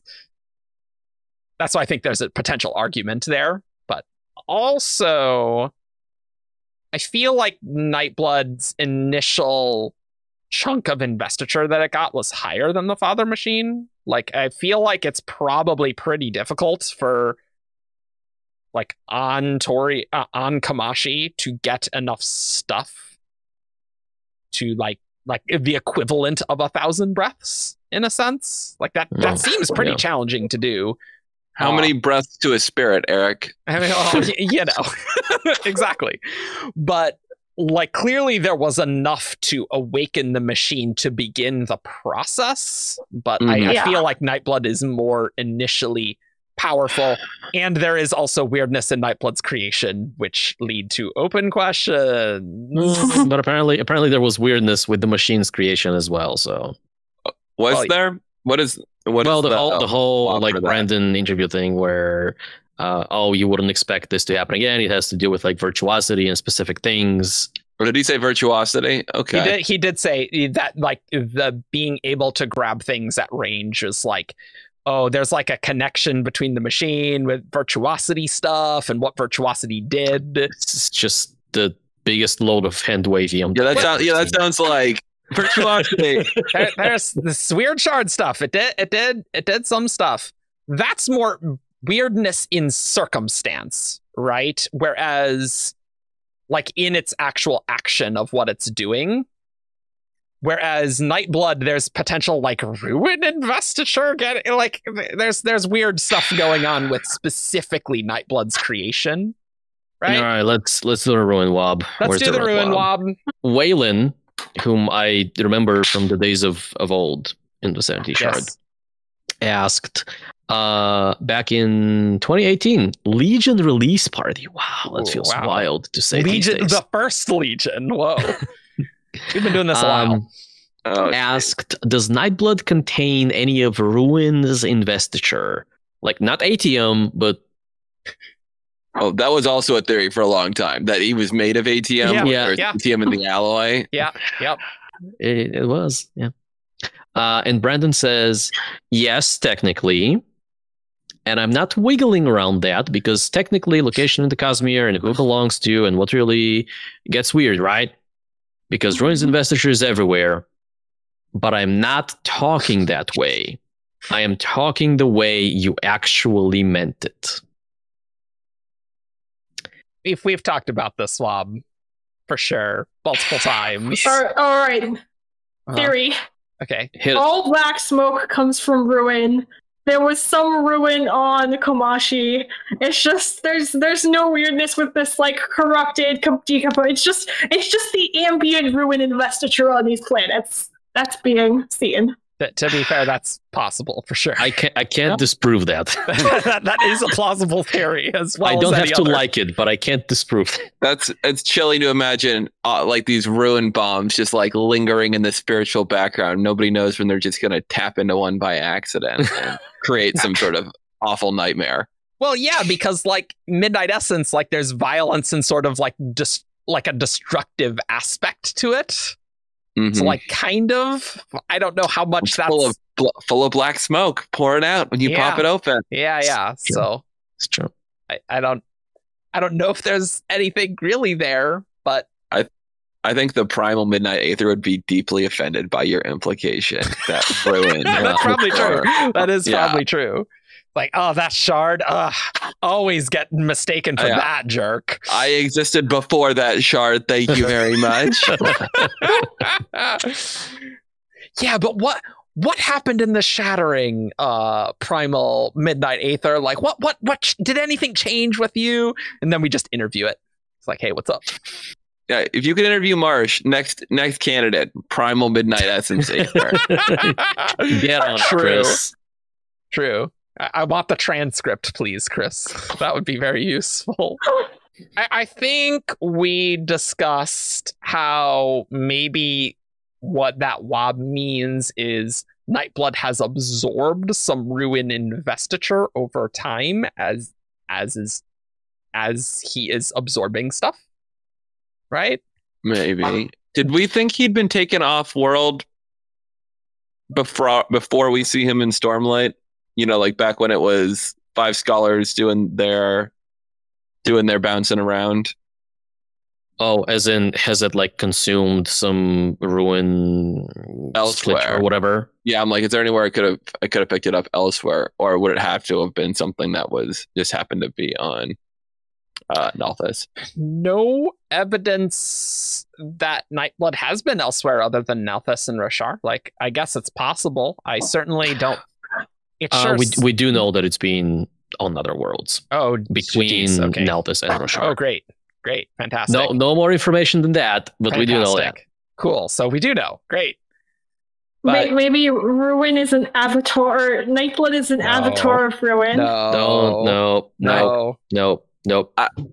I do have trouble like imagining Nightblood. Like if we're saying the black smoke is related to the rune stuff, you know, which isn't necessarily true, but let's say it is. Yeah. Presumably it wouldn't have had that aesthetic before it absorbed this chunk of ruin. And so that's kind of odd to imagine to me. Like Nightblood before it has like, you know, it bleeds black smoke and it does all that stuff. But it did get renamed at one point. So maybe Vasher stabbed it into something made out of ruin and was like, huh. Now it's different. But he named it Nightblood because he killed Shashara with it. Yeah, and also didn't it bleed black smoke in the Battle of Twilight Falls? Right? It did the same thing there when Shashara used it. I think the ruin came in the creation of Nightblood. I don't think it was like an absorption thing. I think that as well. Yeah, I don't like think there's only two possibilities. Either it's absorbed there or was like in the creation, right? I think we have to at least acknowledge the possibility of a Dawn Shard being involved. Oh my god. We in fact do not have to acknowledge that. Fun fact. It's the destroy Dawn Shard. Perfect. Easy. Look, easy. It is not implausible. The Dawn Shards went from not mentioned to ultimate ass pull. Anytime we don't know something, it's just like, well, it could be a Dawn Shard. It could be. Maybe there's a survive one. You don't know. It could be. Maybe not.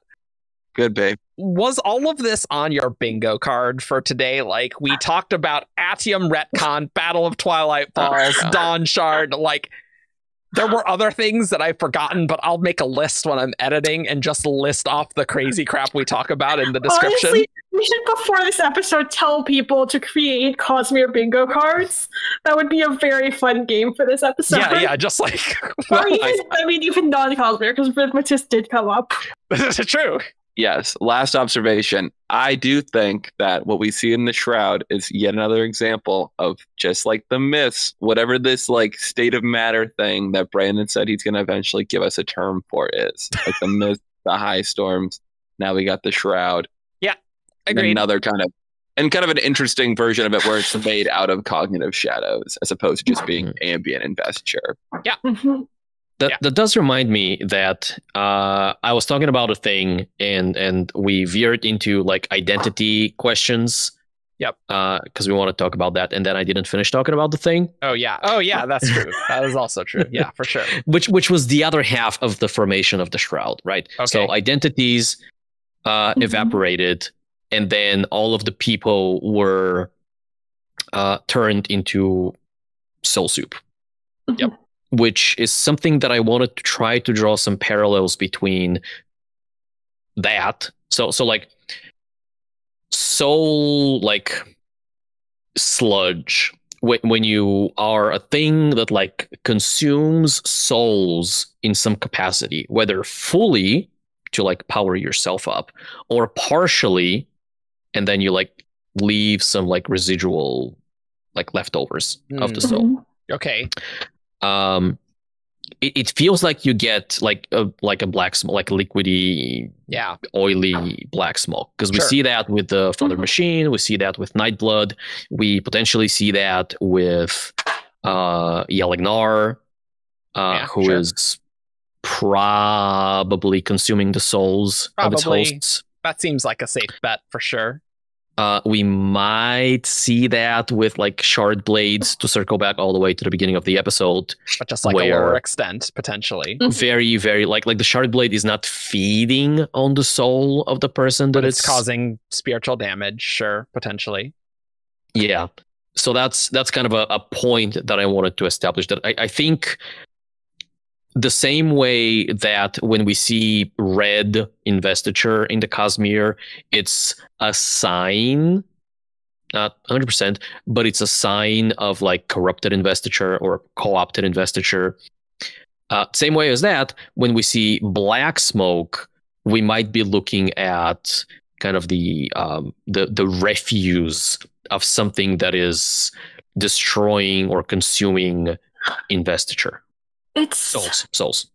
It's interesting to me that we don't see any colored smoke with hemalurgy.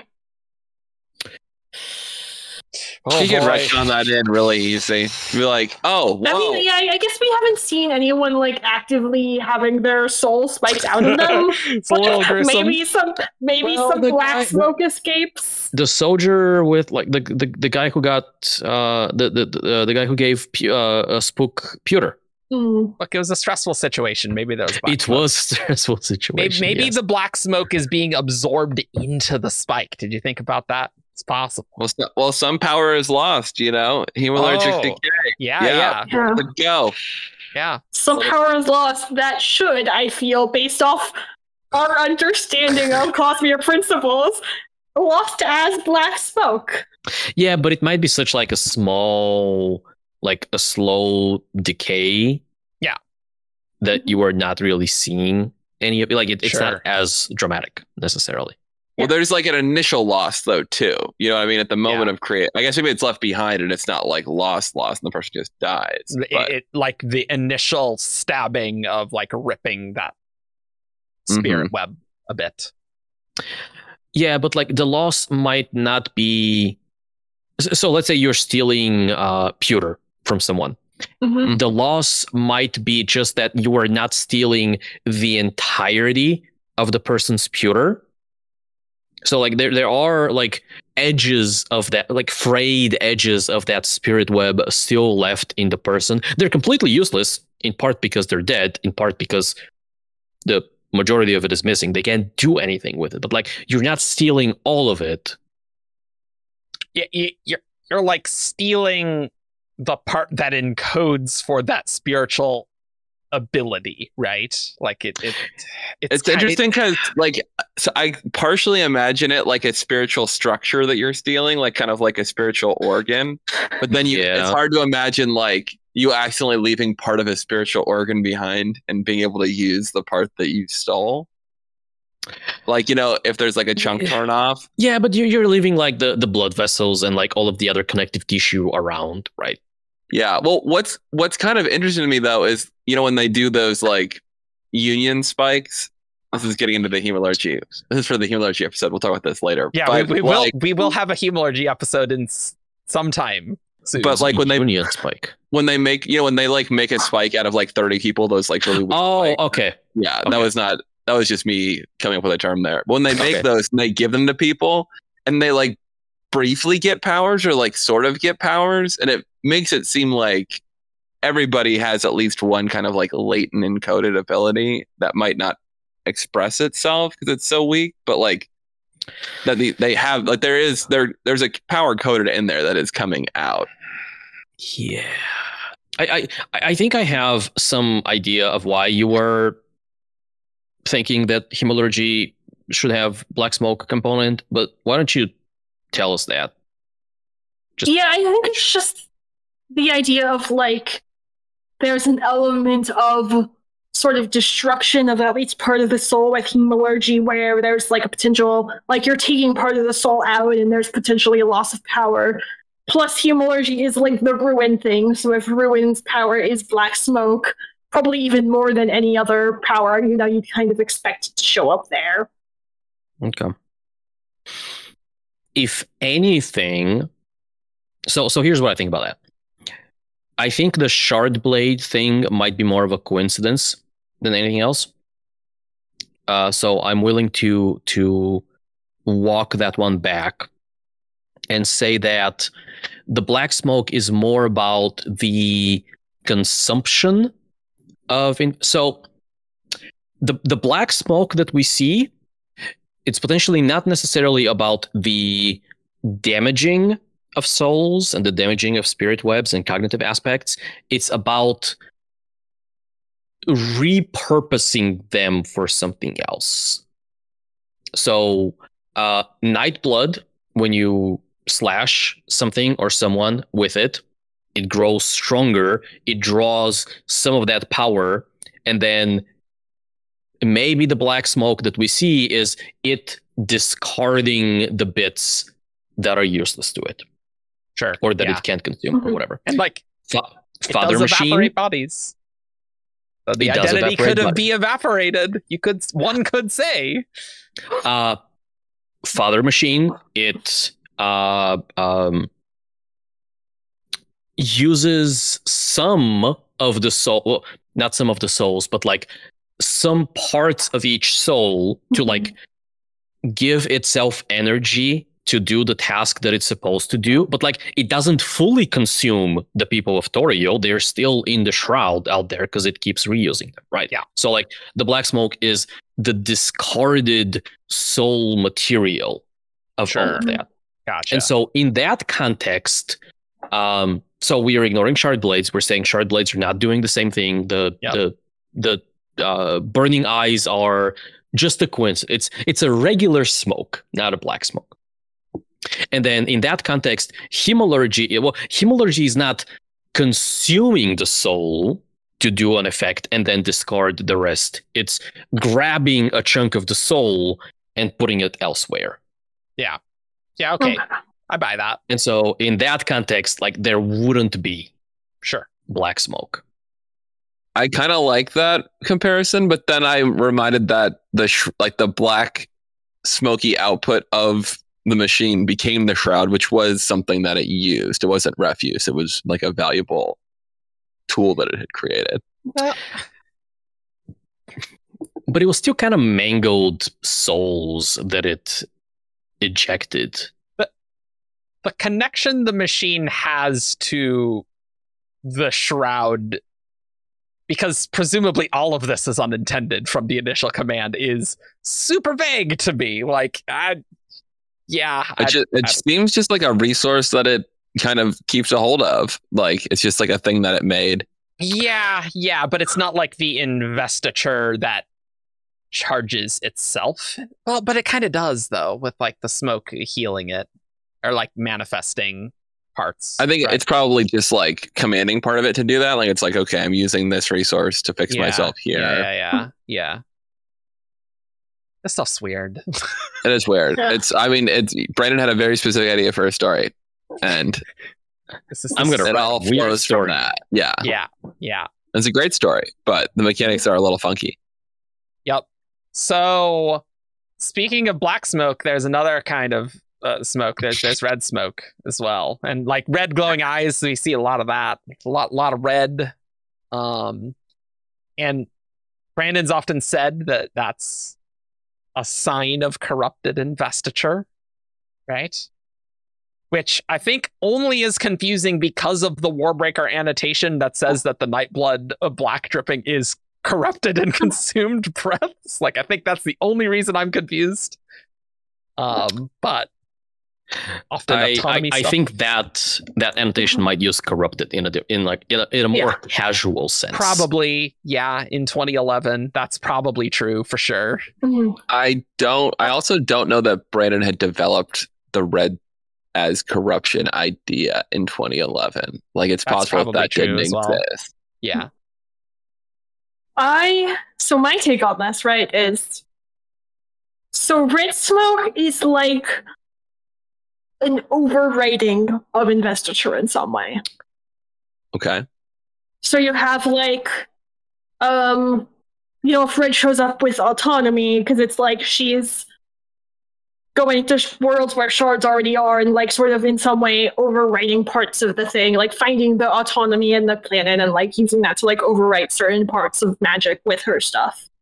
And like you kind of see it with like, soul stamps have a bit of red smoke. You're like directly putting the soul stamp to overwrite the spirit rep in some way. Okay. Whereas Fair enough. Yeah. So whereas black smoke is like, it's sort of like computer files. Like you have red smoke is like when you overwrite one file with another file. Black smoke is like when you can no longer open the file because the contents have been like corrupted. And I know. Okay. That sounds cool. Yeah. Okay. All right. I wouldn't use corrupted in I know. context. I know, but I don't know how else I don't know how else to describe the computer file the phenomenon I am explaining, corrupted. comparing this to. The contents of the file have gone bad. You can no longer open the file. Yeah. Yes. Or, I think that's what the difference is, and it's like they're both like they're just corrupted in different ways. They're sort of this is like two different concepts that are being conflated because of this casual word that is being used. And would you say something like unmaking something is the red type of corruption? Like that's what we see some of the Spren turn red. I mean, I think that could make sense. Yeah. Yeah, like with like Gliss, if you're like injecting some odium investiture to a spread, that would be like overwriting in some way. So that would be red. Yeah, I think the tower or the Oathgate spread, one of them turns red. The Kolinar one. That's true. Yeah. Yeah. Does red in the Cosmere signify one shard co-opting or corrupting another shard's magic? Yes. If red investiture equals co-opted by another shard, what about the thrill? Kind of. I mean, open question about the weird stuff that happened with Amaram's army at the end of Oathbringer. That crap's still weird. With like the spirits like bonding? Like what? Okay. At some point, someone will just have to ask Brandon to explain that. I feel like that's like on the eternal list of things. Absolutely. Like just need to get like worked out. I think the thrill might work in ways similar to kind of backdoor in hemalurgic constructs where put that on the bingo card too. The hemalurgic flaw. Okay. Oh, the flaw. Where like emotional element, but like shards, like power, where investiture can hijack a person. Okay, sure. Yeah. With like strong emotion in this case. Strong emotion is a parallel. Connection is a parallel. Because like Amaram's soldier, like Odium talks about, I've been preparing them for years. Sure. Which is presumably the idea that they like. I don't think they were like magically prepared, but they were in a place where they would be more susceptible to odium's influence because of the kind of people that they were. Yeah, I think so. Yeah, Yeah. And so the same way that some people are more susceptible to the thrill than others, and we see that as Dalinar becomes more honorable man, there are like moments in which he like breaks through the thrill and goes, "Oh, what the hell am I doing?" Yeah. So in the same way that it's possible for people to oppose the thrill, it's also probably possible for people to go with the thrill and kind of give in a lot more what the Blackthorn was doing. Yep. Well, we said earlier, I don't think we ever established whether or not this was canon or like some weird mag thing. If storing identity makes you more susceptible to like emotional allomancy, maybe it probably also makes you more susceptible to like the thrill. Yeah, or any mental manipulation. And yeah, I would say that's all sort of connected for sure. Yeah. So in all of that, it's probably like all of these things are probably connected in some way, right? Grace, so you know your description of like the files with the red and the black. Yes. It reminded me of a common theory about what the Dawn Shards are. The theory. Yeah, what was it? Like create... is this the one that I don't like? I think it's the one you don't like. So CRUD stands for create, read, update, delete. Yeah. And so what? Create, destroy, change, and So what if receive? There's 4 different types of smoke that have different colors, and they're each associated with a Dawn Shard. And the red one is change, and maybe there's a destroy Dawn Shard, and that one has. But anyway. No. I'm sorry. Rejected. I will say that I am always just like a little wary of trusting too much, of reading too much into colors in the Cosmere. Absolutely. Like I do think Brandon will go rule of cool. Yeah. Like whenever he wants to. Yeah. And like even if we think about like, you know, like let's say, you know, we're talking about unmaking and maybe all of the unmade have had their investure co-opted in some way. They're not all red. No. You know. No. So like there is variability here. Yeah. This whole episode was useless. Don't listen to it. I will leave you there, folks. That's the end of this episode. No, not really necessarily. But I mean, you are right. Like, is the Midnight Mother red or black? It's black because it's the Midnight Essence, and so the black's cool, and so it's not necessarily like some super deep reason. Why autonomy fundamentally is red, as seen by the spectrograph test that Wax did. Yeah, that's true. It is fun though because autonomy also likes to do some of this stuff, so it is kind of fitting. But it's okay. Question: bringing it a little bit back to Midnight Essence. Do we think them being black has anything to do with any of these soul destruction aspects that we were talking about? We're bringing it back. We're wrapping honestly, it into an episode. Like, not really. Probably I don't not. think so. Yeah. No. I mean, I think what we are talking about is specific to Shardik and Adenalsium investiture and the Midnight Essence predate and are separate. Brandon did say in the Yumi live stream to Asmodeus, the fact that the nightmares, act like Midnight Essence was done intentionally. You'll see me playing with similar things, just like light weaving on different planets.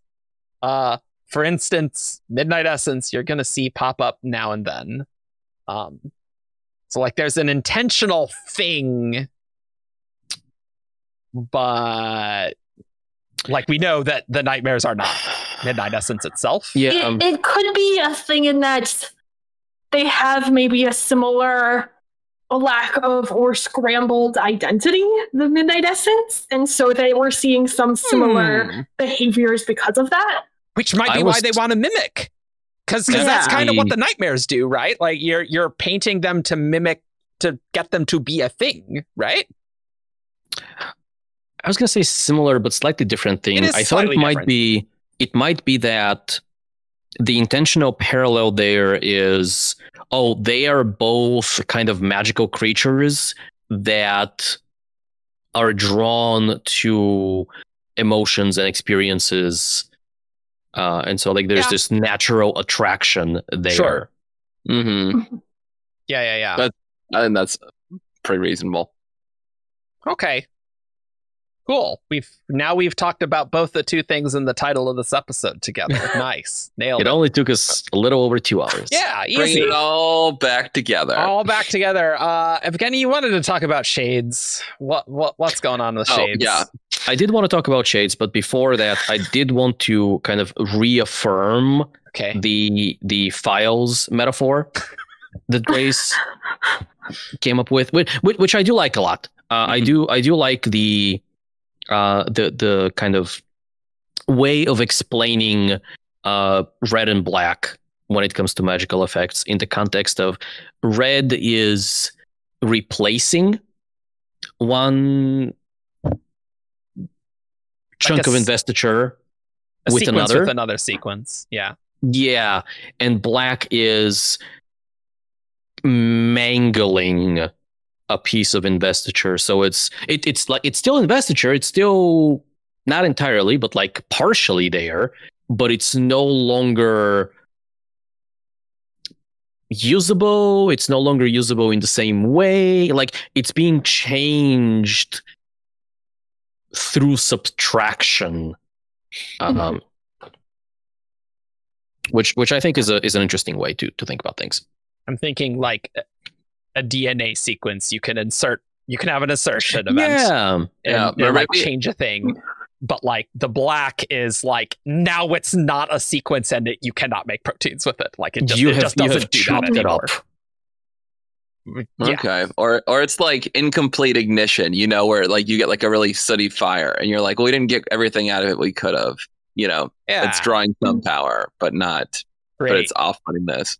Whatever field you're into, maybe that's one field of a metaphor that makes sense to you, the audience. There we go. Amazing. Maybe. Okay. Shades. Shades. So shades are a little bit like nightmares in that they are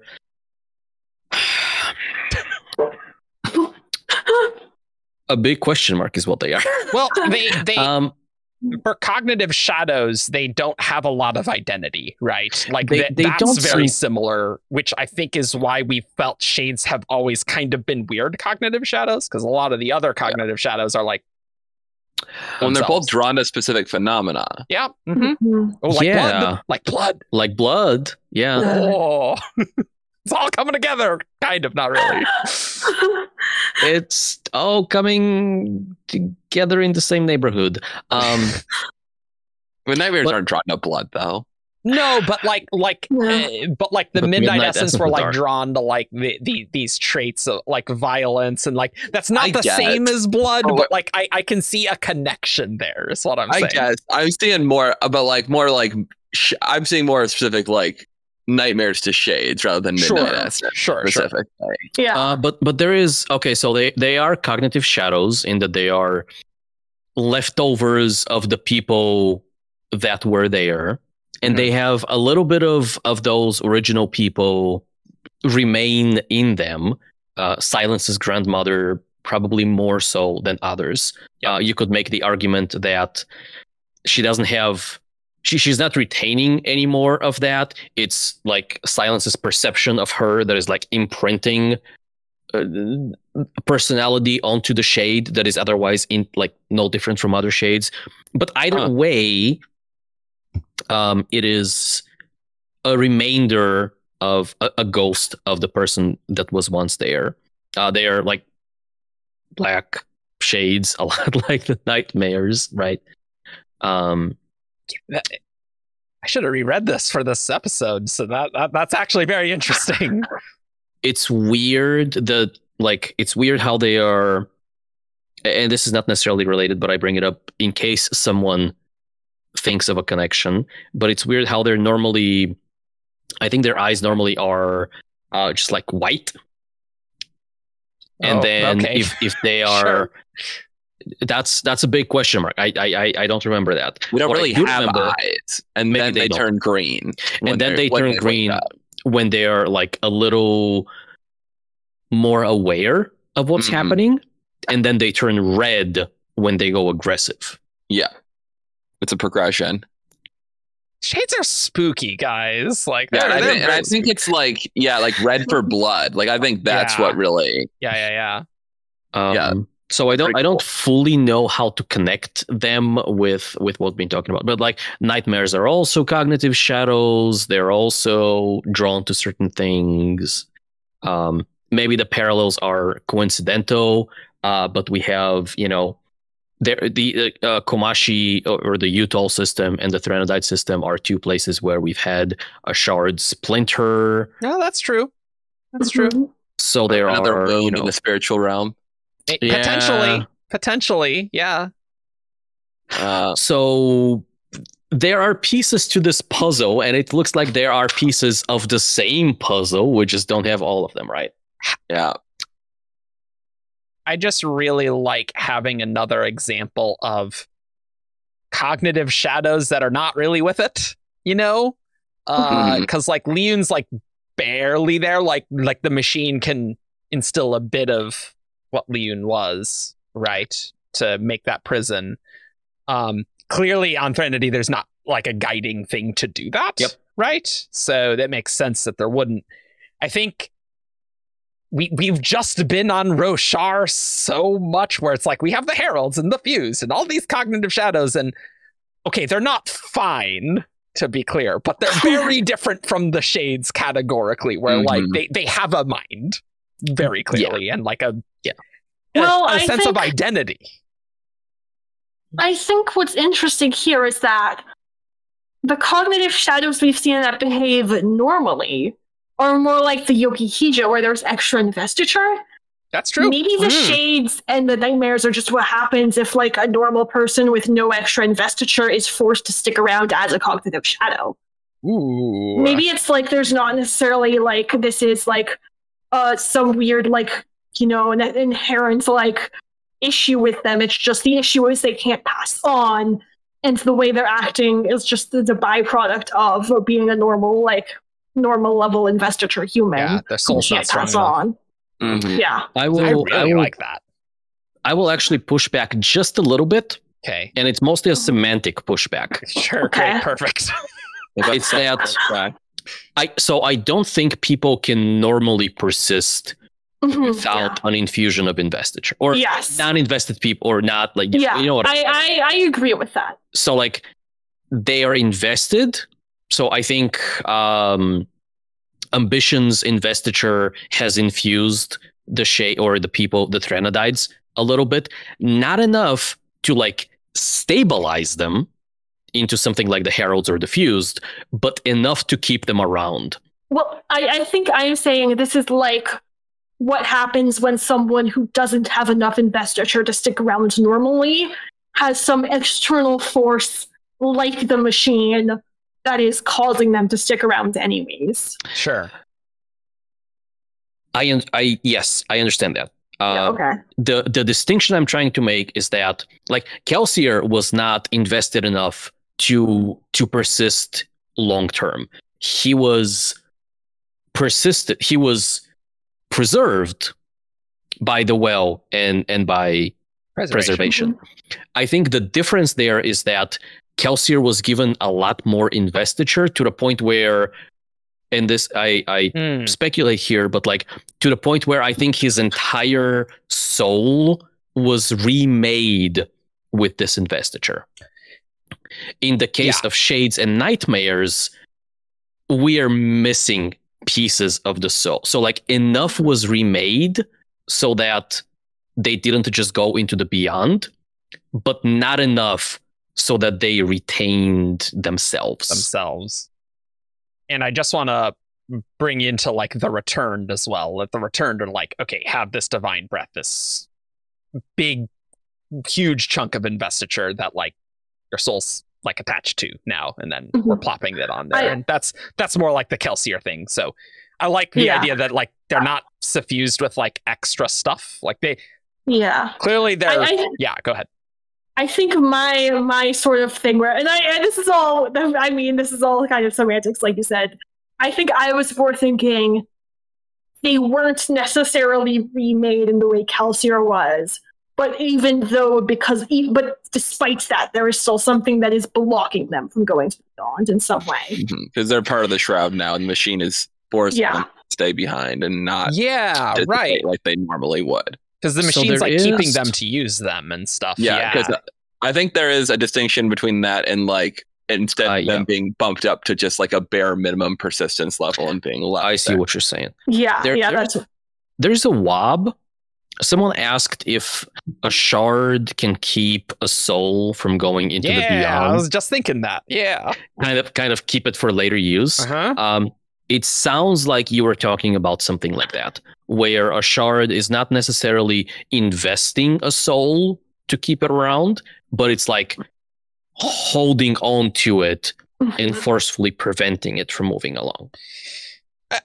I think a shard could still like do other things, obviously. Like the shades and the machine, they're not like really as guided processes. We can't infuse extra investiture into things really. But I see the parallel, and I think not only is it an aspect of the machines keeping it around, but there's some aspect of like, I think identity destruction, and like maybe the shades are doing some identity destruction to the spirit of like those they attack or some crap like that. I don't know. That's like making the people that the shades kill into other shades. And like the rules about who becomes a shade after they die are also kind of unclear. Like when you like look at like who it happens to and who it doesn't. Like they don't always rise because some people just wither by a shade. Yeah. We will be doing a Threnody episode as soon as the Threnody novel comes out. No, in 2023 we're doing a Threnody episode. Wait, we are. So we'll talk more about Threnody another time. Threnity's always been a topic on our list since the podcast's inception. I think it's been on our sign-up sheet for a long time. Oh yes. So that'll be fun, and I'll need to reread it because I haven't reread that novella in a long time to just like, how weird are shades other than they're spooky. Remember the rat skulls glow on Threnody? Brandon freaking raffled the reason for that. He instantly recognized that was a thing, though. Like, you look at his reaction, he's like, Raffo. Like, it was like that. Love it. Rude. All right, so this was a bonkers Shardcast episode. We hope you did well in your bingo card. But that's what we're doing. I don't know what the next Shardcast episode is going to be. We have a few topics coming our way, but honestly, not that far from Secret Project 4, all things considered, and looking at our list of things and podcasts to do. Not very many free slots in the slightest. So that is fun times. So let's head on over to Who's That Cosmere Character? This character is from Roshar. Menace. Tien. Tom. Braze. Void in drag on a horse. It's time for Who's That Cosmere Character? Caw. All right, listeners, you know how the game is played. You send an email to wtcc@17shard.com with 5 clues into character that those clues correspond to. I read each clue aloud on air, and after each one, our panelists have a chance to guess who's that Cosmere character. Let's begin. This first one was sent in by Plan B on the Discord. Awesome. Clue 1. This character is known by more than one name. Vasher. Damn it. It is not Vasher. Kelsier. It is not Kelsier. Oh, you guessing popular characters. Look, we had a conversation before the show started of pseudonyms, and it's on my mind. Fair. I will guess the Mink, It is not the Mink. Diano, and Kala. Clue 2. This character is disliked by another character. What about Calic? It is not Kalak. Mraze. It is not Mraze. Dalinar. Who hates Mraze? It's not Dalinar. Clue 3. This character is not a main character, but has interacted with one. Vivenna? No, she's a main character. That's such stupid. That's so dumb. Do you want to guess that? No, absolutely not. I'll let you choose something else since you No, requested so before I dumb. said Quickly anything. enough. Like Okay. in the context of Stormlife, was like literally like one of the mainest main characters in Warframe. Yeah. Okay. Not a main character. Multiple names. Multiple Disliked. Dislike. Was it disliked by another character? I think so. Yeah. Yeah. Oh, Well, that doesn't tell us much, does it? No, it really doesn't. What about Sadius? It is not Sadius. Moash. It is not Moash. Ooh, Moash, that's a good one. I like that. What about Vire? Who Be has furious. multiple names? Nail? It is not Nail. Pick any herald. They have lots of different names Yeah, and titles. Grace, can you clarify whether the multiple names thing means like multiple pseudonyms or like first name, last name? No. I ask because Grace is notoriously merciless, who's the Cosmere character judge. So All right, clue 4. No response. Hold on, I accidentally my answer. I laughed when I clicked to the back to the other tab and actually the X button, so now I have to pull it up again. Nice. Good. Good. Amazing. Very good. Clue 4. This character is invested. Great. Fantastic. What about Starguile? No one dislikes Starguile. Yeah, I It feel is like not someone Starguile. people hate Lightweavers. Someone might. Nope, that's a main character. I just knew that Starguile was a name he'd chosen for himself. He was invested, and he's not a main character, but he talks to main characters. So I was like, that's 3 of the 4. Dilaf. It is not Dilaf. That's pretty good. I like that. Ishar. It is not Ishara. Gotta go through every herald, but then I'm Going down the list. oh no, but we don't know anything about so many female heralds, so I should guess them. Clue 5. This character has been to the cognitive realm. I had a really good guess, and I forgot it. Crap. Could you read all the clues? Sure. They're known by more than one name. They're disliked by another character. They're not a main character. They're invested, and they've been to the cognitive realm. What about Nas? It is not Nas. Damn, he fits all those. Denth. It is not Dent. That's a good so guess. good. That's a good guess. And someone did guess Hoyd. I don't think I don't no think one so, has. actually. You can. Oh, we had Kelsier and Vasher. Yeah, Hoyd. It is not Hoyd. No one got this one. The answer was Stump. Okay, yeah, that's true. That is true. Okay. That's true. Yeah, that's valid. Accurate. Valid. I only know Good job. her as Arshaquam. Arshcom. I couldn't have. I'm impressed that you actually got that off the top of your head, David. Yeah. No, you have to say the she's not Tashiki. Yeah, she is. No, she is Tashiki. She's Tashiki. Yeah. Yeah. Yeah, 'cause That's where where that book is set. Yeah, Yadaz and Tashik. They're wearing the shiki. That's like their whole outfit because they're Yeah. like. Maybe like she's ethnically something else, but like I don't think- No. I was thinking it might be a different notion. Okay, yeah, never mind. Okay, yeah.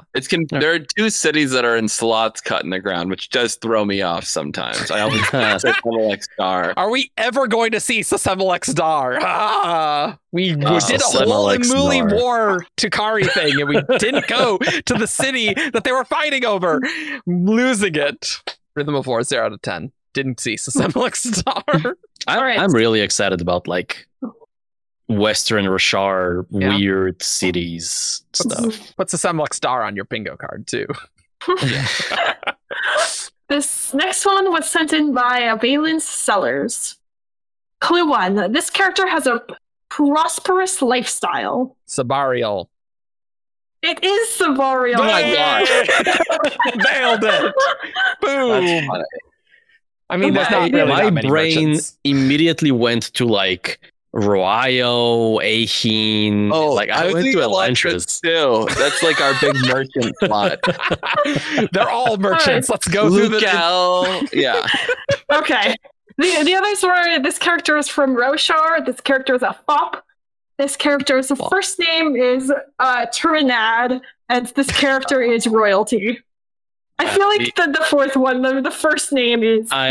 Probably shouldn't. Yeah, that probably shouldn't be a clue. I feel like we are going to remember good old Turi. Yeah.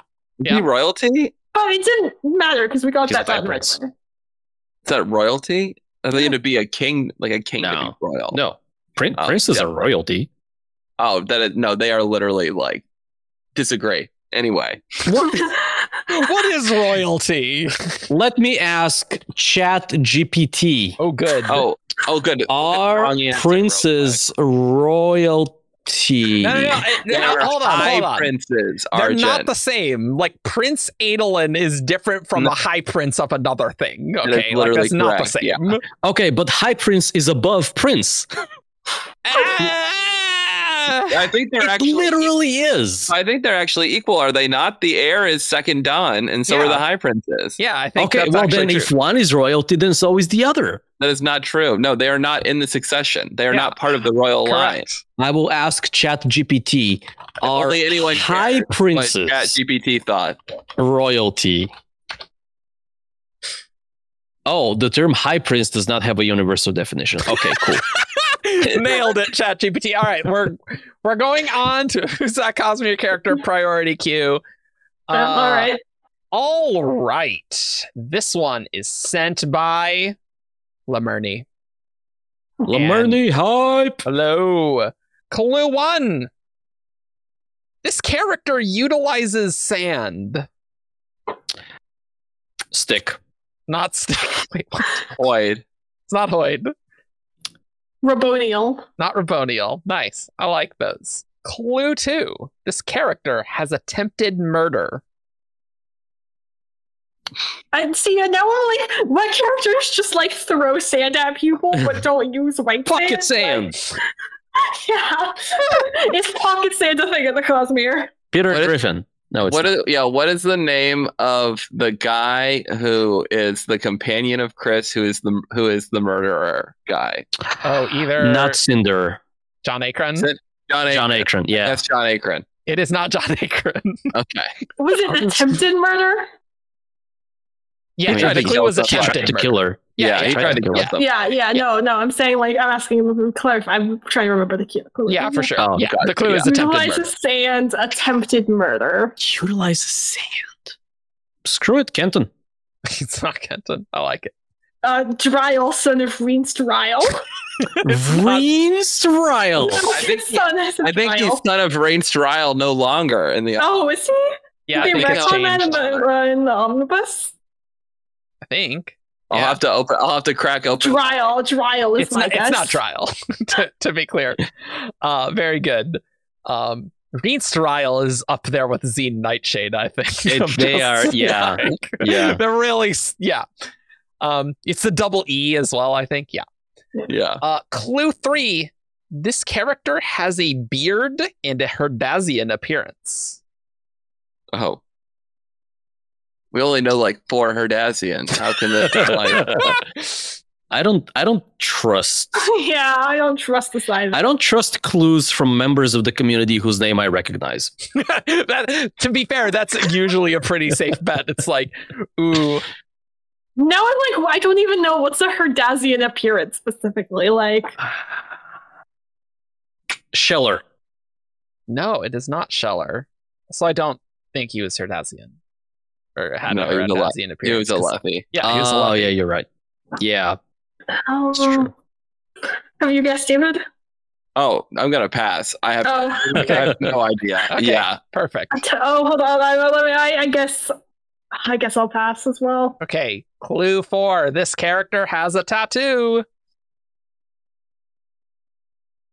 I'm just gonna say the words "the mink." It's not the mink. Well, there they go. Is this just Lopin? It's not Lopin. No. I don't know when he utilized sand, but like, I don't know. What a weird collection of clues. It's gonna be like an animal or something. Like I just have no. No, it looks Cardassian. I just literally have no idea. Some ship person. Okay. No, Nick Lee appears as some like Westerner. He doesn't appear as a Herdazian. It's not Yalb. He's Thalen. It's not Mraiz. Like it does. The only other Herdazian I can think of is Huio, or the other. Wasn't one of the clues has a beard? Has a beard. Mhm. Yeah, I don't know who has a beard. Huio, and then who was his cousin who died in the Battle of Narak? Oh, Punyo? I feel like this is all red herrings, and it's going to be like I someone know. who showed up in Era 2 Scadrial. I'm just desperate for Herdazian ideas here. That's like the most confusing part. The I mean, they had- Chowda vendor in the Lost Metal. No, it's not that guy. Yeah, that's what I was thinking. Clue 5. This character serves someone from another world. Yeah, okay, sure, it's a ghost blood. What? There is a Herdazian looking guy in Mraiz's HQ when Shallan first goes there, and I'm guessing that guy. It's not that guy. Okay. All right. I don't even know if passed. there's one. I passed to completely infinity. made that up. Okay. Yeah. Okay, Alright. is it just down to me if I can figure this out? Yes. Yeah, it Grace. is. You can have my guess too if you want 2 guesses. But We are rooting for you, Grace. Up to you, Can Grace. you just go through them all again? Absolutely. So, clue 1, this character utilizes sand. Clue 2, this character has attempted murder. Clue 3, this character has a beard and a Herdazian appearance. Clue 4, this character has a tattoo. Clue 5, this character serves someone from another world. I mean, so tattoo, to me, there's Ghost Bloods and there's Bridge 4. Are there any other, like, tattooed tattoo groups. groups or characters? I can think of one other tattooed group. I mean, the Old Bloods. The Old Yeah, Bloods. The Old Mm. Bloods. Hell yeah. They're a Lethy. Are we going to learn any more Old Blood lore? No. Um, I hope so. I hope so too. No, because they're related to the Silver Kingdoms. So Yeah. Oh, yeah. Okay. So, which means, yeah, we're not allowed to actually know That's anything right. more. Yeah. so just like, huh. I mean, I don't know if I'm going to get this, but I want to think through my options first, at least. Yeah, that's fun. fair. Like, That's fair. sand, like outside. I don't think there's really sand on Roshar, right? Like, There, annoyingly, there like it says that there isn't, but then there also is. Like Shallan is just like on a sandy beach, and you're like, well, all right. I mean, sand's just broken down tiny rocks, right? But I guess it Yeah, but wouldn't the it high blow storm's away? supposed to blow it away. Yeah, That's yeah, what yeah. they say all the Yeah. time. Yeah. But it's probably a sheltered beach. It's fine. Whatever. Sure. It makes as much sense as his continent that moves westward. Sure, Brandon. That's how that would work. It's the creme. Cremecast. Cleanse Yes, Cremecast. because You were this little silty fluid that likes to collect at low points is going to build mountains up really easily. Yeah. That's how that works. clearly you are eroding the eastern half of the continent, and you are building up the western half of the continent, and so It makes sense. and also the mountains of Ur act like a sail, and so you were also pushing that. You're pushing the core. Yeah. Oh my god. It's an island, but it's not an island that reaches to the bottom. It's just it floats. It's a floating Sure, island. just floats. I'm so glad You we're just- having this conversation while Grace is just so focused. Grace, I'll let you have a guess, and I'll let you have David's guess too. But I will tell you something after your first guess. How about that? Okay. Yeah. It's permissible to me. And Dave, honestly, David, you've passed so much that if this gives you an idea, then you can go guess it too. Hell yeah! Thank you.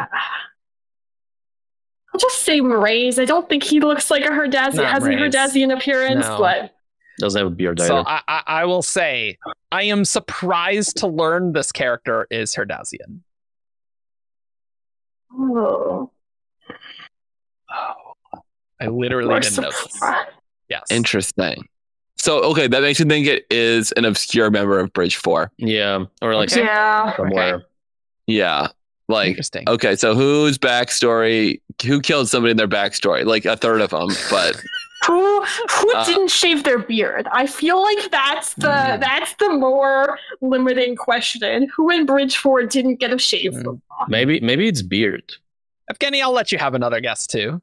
Yeah, sure. look at this. I'm guessing beard. Not beard. Oh. I literally was like, I forgot about that character. How dare you? Look at old I tried. Walgard. Oh yeah. I'm sorry that one group of Kaladins like lost puppies I forgot a member of.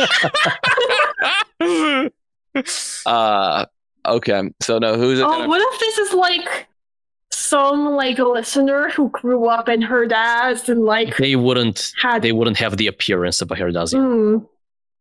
That seems kind of speciesist against Herdazian singers. Actually, I gotta say, Yeah, like, yeah, maybe. actually, some species have carapace and some don't. I'm just saying. I mean, that they're maybe Herdazian too. Maybe two singers, different That's- carapace patterns appear more commonly in different parts of the Maybe. world, and you can tell Okay. where someone is from based on that. I feel like that's a big maybe to hang a clue off of. Actually, there are color patterns that are more common in some regions than others with the singers. The red and white versus the red and black. But I am still stumped. My guess is unspecified side member of Bridge 4 that I've forgotten about who tried to kill somebody. Okay, I'm not going to confirm or deny that currently until Grace guesses an actual person. I'm gonna search. I don't even know. I feel like I just have to pass. You pass. All right, everyone. This person. Oh, David, you're wrong. It's not a Bridge 4 member, by the way. Is it Uh, Badali? No, it's Capsule, who's apparently Herdazian. Oh, I thought about Capso and I was like, He he's attempted not. murder. He's a ghost blood and he is utilized sand for the Herdazian. somatic. I forgot that he was Yeah. Herdazian. Yeah. But you're right. Remember Yeah. when the we ghost had blood tattoo. Capsule on the Stormlight navigation bar for a long time? He was important in the way of kings. In the way of kings, for sure. So less important that it's easy to forget that was kind of a big thing in Way of Kings, honestly. I I even thought of him as, oh, this is somebody who uses sand on Roshar, and I'm like that, but he's not Herdazian. Yeah. Apparently has a Herdazian accent, a faint Herdazian accent as well. I also didn't realize he had a beard. I've never envisioned him with a beard. Oh no, he has the Argent square beard. Oh, well, I guess they have the square beard. Honestly, the capsule article on the Coppermind, Ex Machina's capsule art is way too hot. I gotta be honest. Like, I mean- go No, take a look at that. There really aren't enough like cosmetic tattoos in the Cosmere. It's always like you're part of some organization, so you get a tattoo. Like, Yeah. what if we just need some characters who are like, I think this looks cool and I want it on my body, you know? Right. Era 2 or Era 3. Era 3, and if we get a cyberpunk era, you know that there's gonna be like punk people with like, oh yeah, I have all the tattoos. And, Metal tattoo, like metal ink in the oh tats. yeah. It's like I Yeah. have the I whole maintain- allomantic chart on my I back. maintain tattoos made with dye from the tears of Edgeway. Oh, wow, that's such a deep cut. That's not on anyone's bingo card, but I What like if you it. could awaken with that color, and then you just get a new tattoo afterwards? You're just Hell always yeah. carrying a little bit of color with you. Hell yes. All right, everyone. Thank you for watching this completely bonkers episode of Shardcast. You can find We've us. had worse. Yeah, you can find us on 17shard.com for all your news, discussion, theories, and fun that you could ever want. You can find us on variety of social media places, including one that changed its name that I'm not going to mention. How about that? Including X. No. Where we X-eat things sometimes. No. Anyway, support us on Patreon for as little as $1 if you like this bonkers content. I feel like we haven't had this off rails of a Shardcast in a long time, though. It's been a minute. It's been Return a to bit. form. It's all good. Yeah, and we gotta have Grace here to really bring it in here and get that rhythmatist lore in here, you know. Talk about Shadow Blazes. Yeah, Shadow Blaze. It's such a cool No, name it's too. the Forgotten that are important because the Forgotten are the like shadowy charcoal ones. So Yes. those are the ones relevant to this episode, Charcoal. not the Shadow Blaze. That's true. Yeah. That is true. That is true. Anyway, I don't know what our next episode's going to be, but it's going to be something. But it's not going to be as exciting as the Brandon interview, but you know that doesn't Might be happen more that often. focused, possibly, but Lumarian water cycle science. No, we cannot do an episode on that. There's not enough to do that. I feel like we could do, I don't know, maybe dragons. Do we have enough for a full dragon episode now? Maybe Dragon episode would be fun that would at some actually be point. pretty cool, actually. But like we got the lords up from the Brandon episode, plus we got like foil stuff we haven't talked about, cultivation, frost. It just feels I don't know, like I feel most like of the WoB episodes for the Brandon interview, to be honest. But anyway, we will see you all next time. Bye. Bye. But Ta.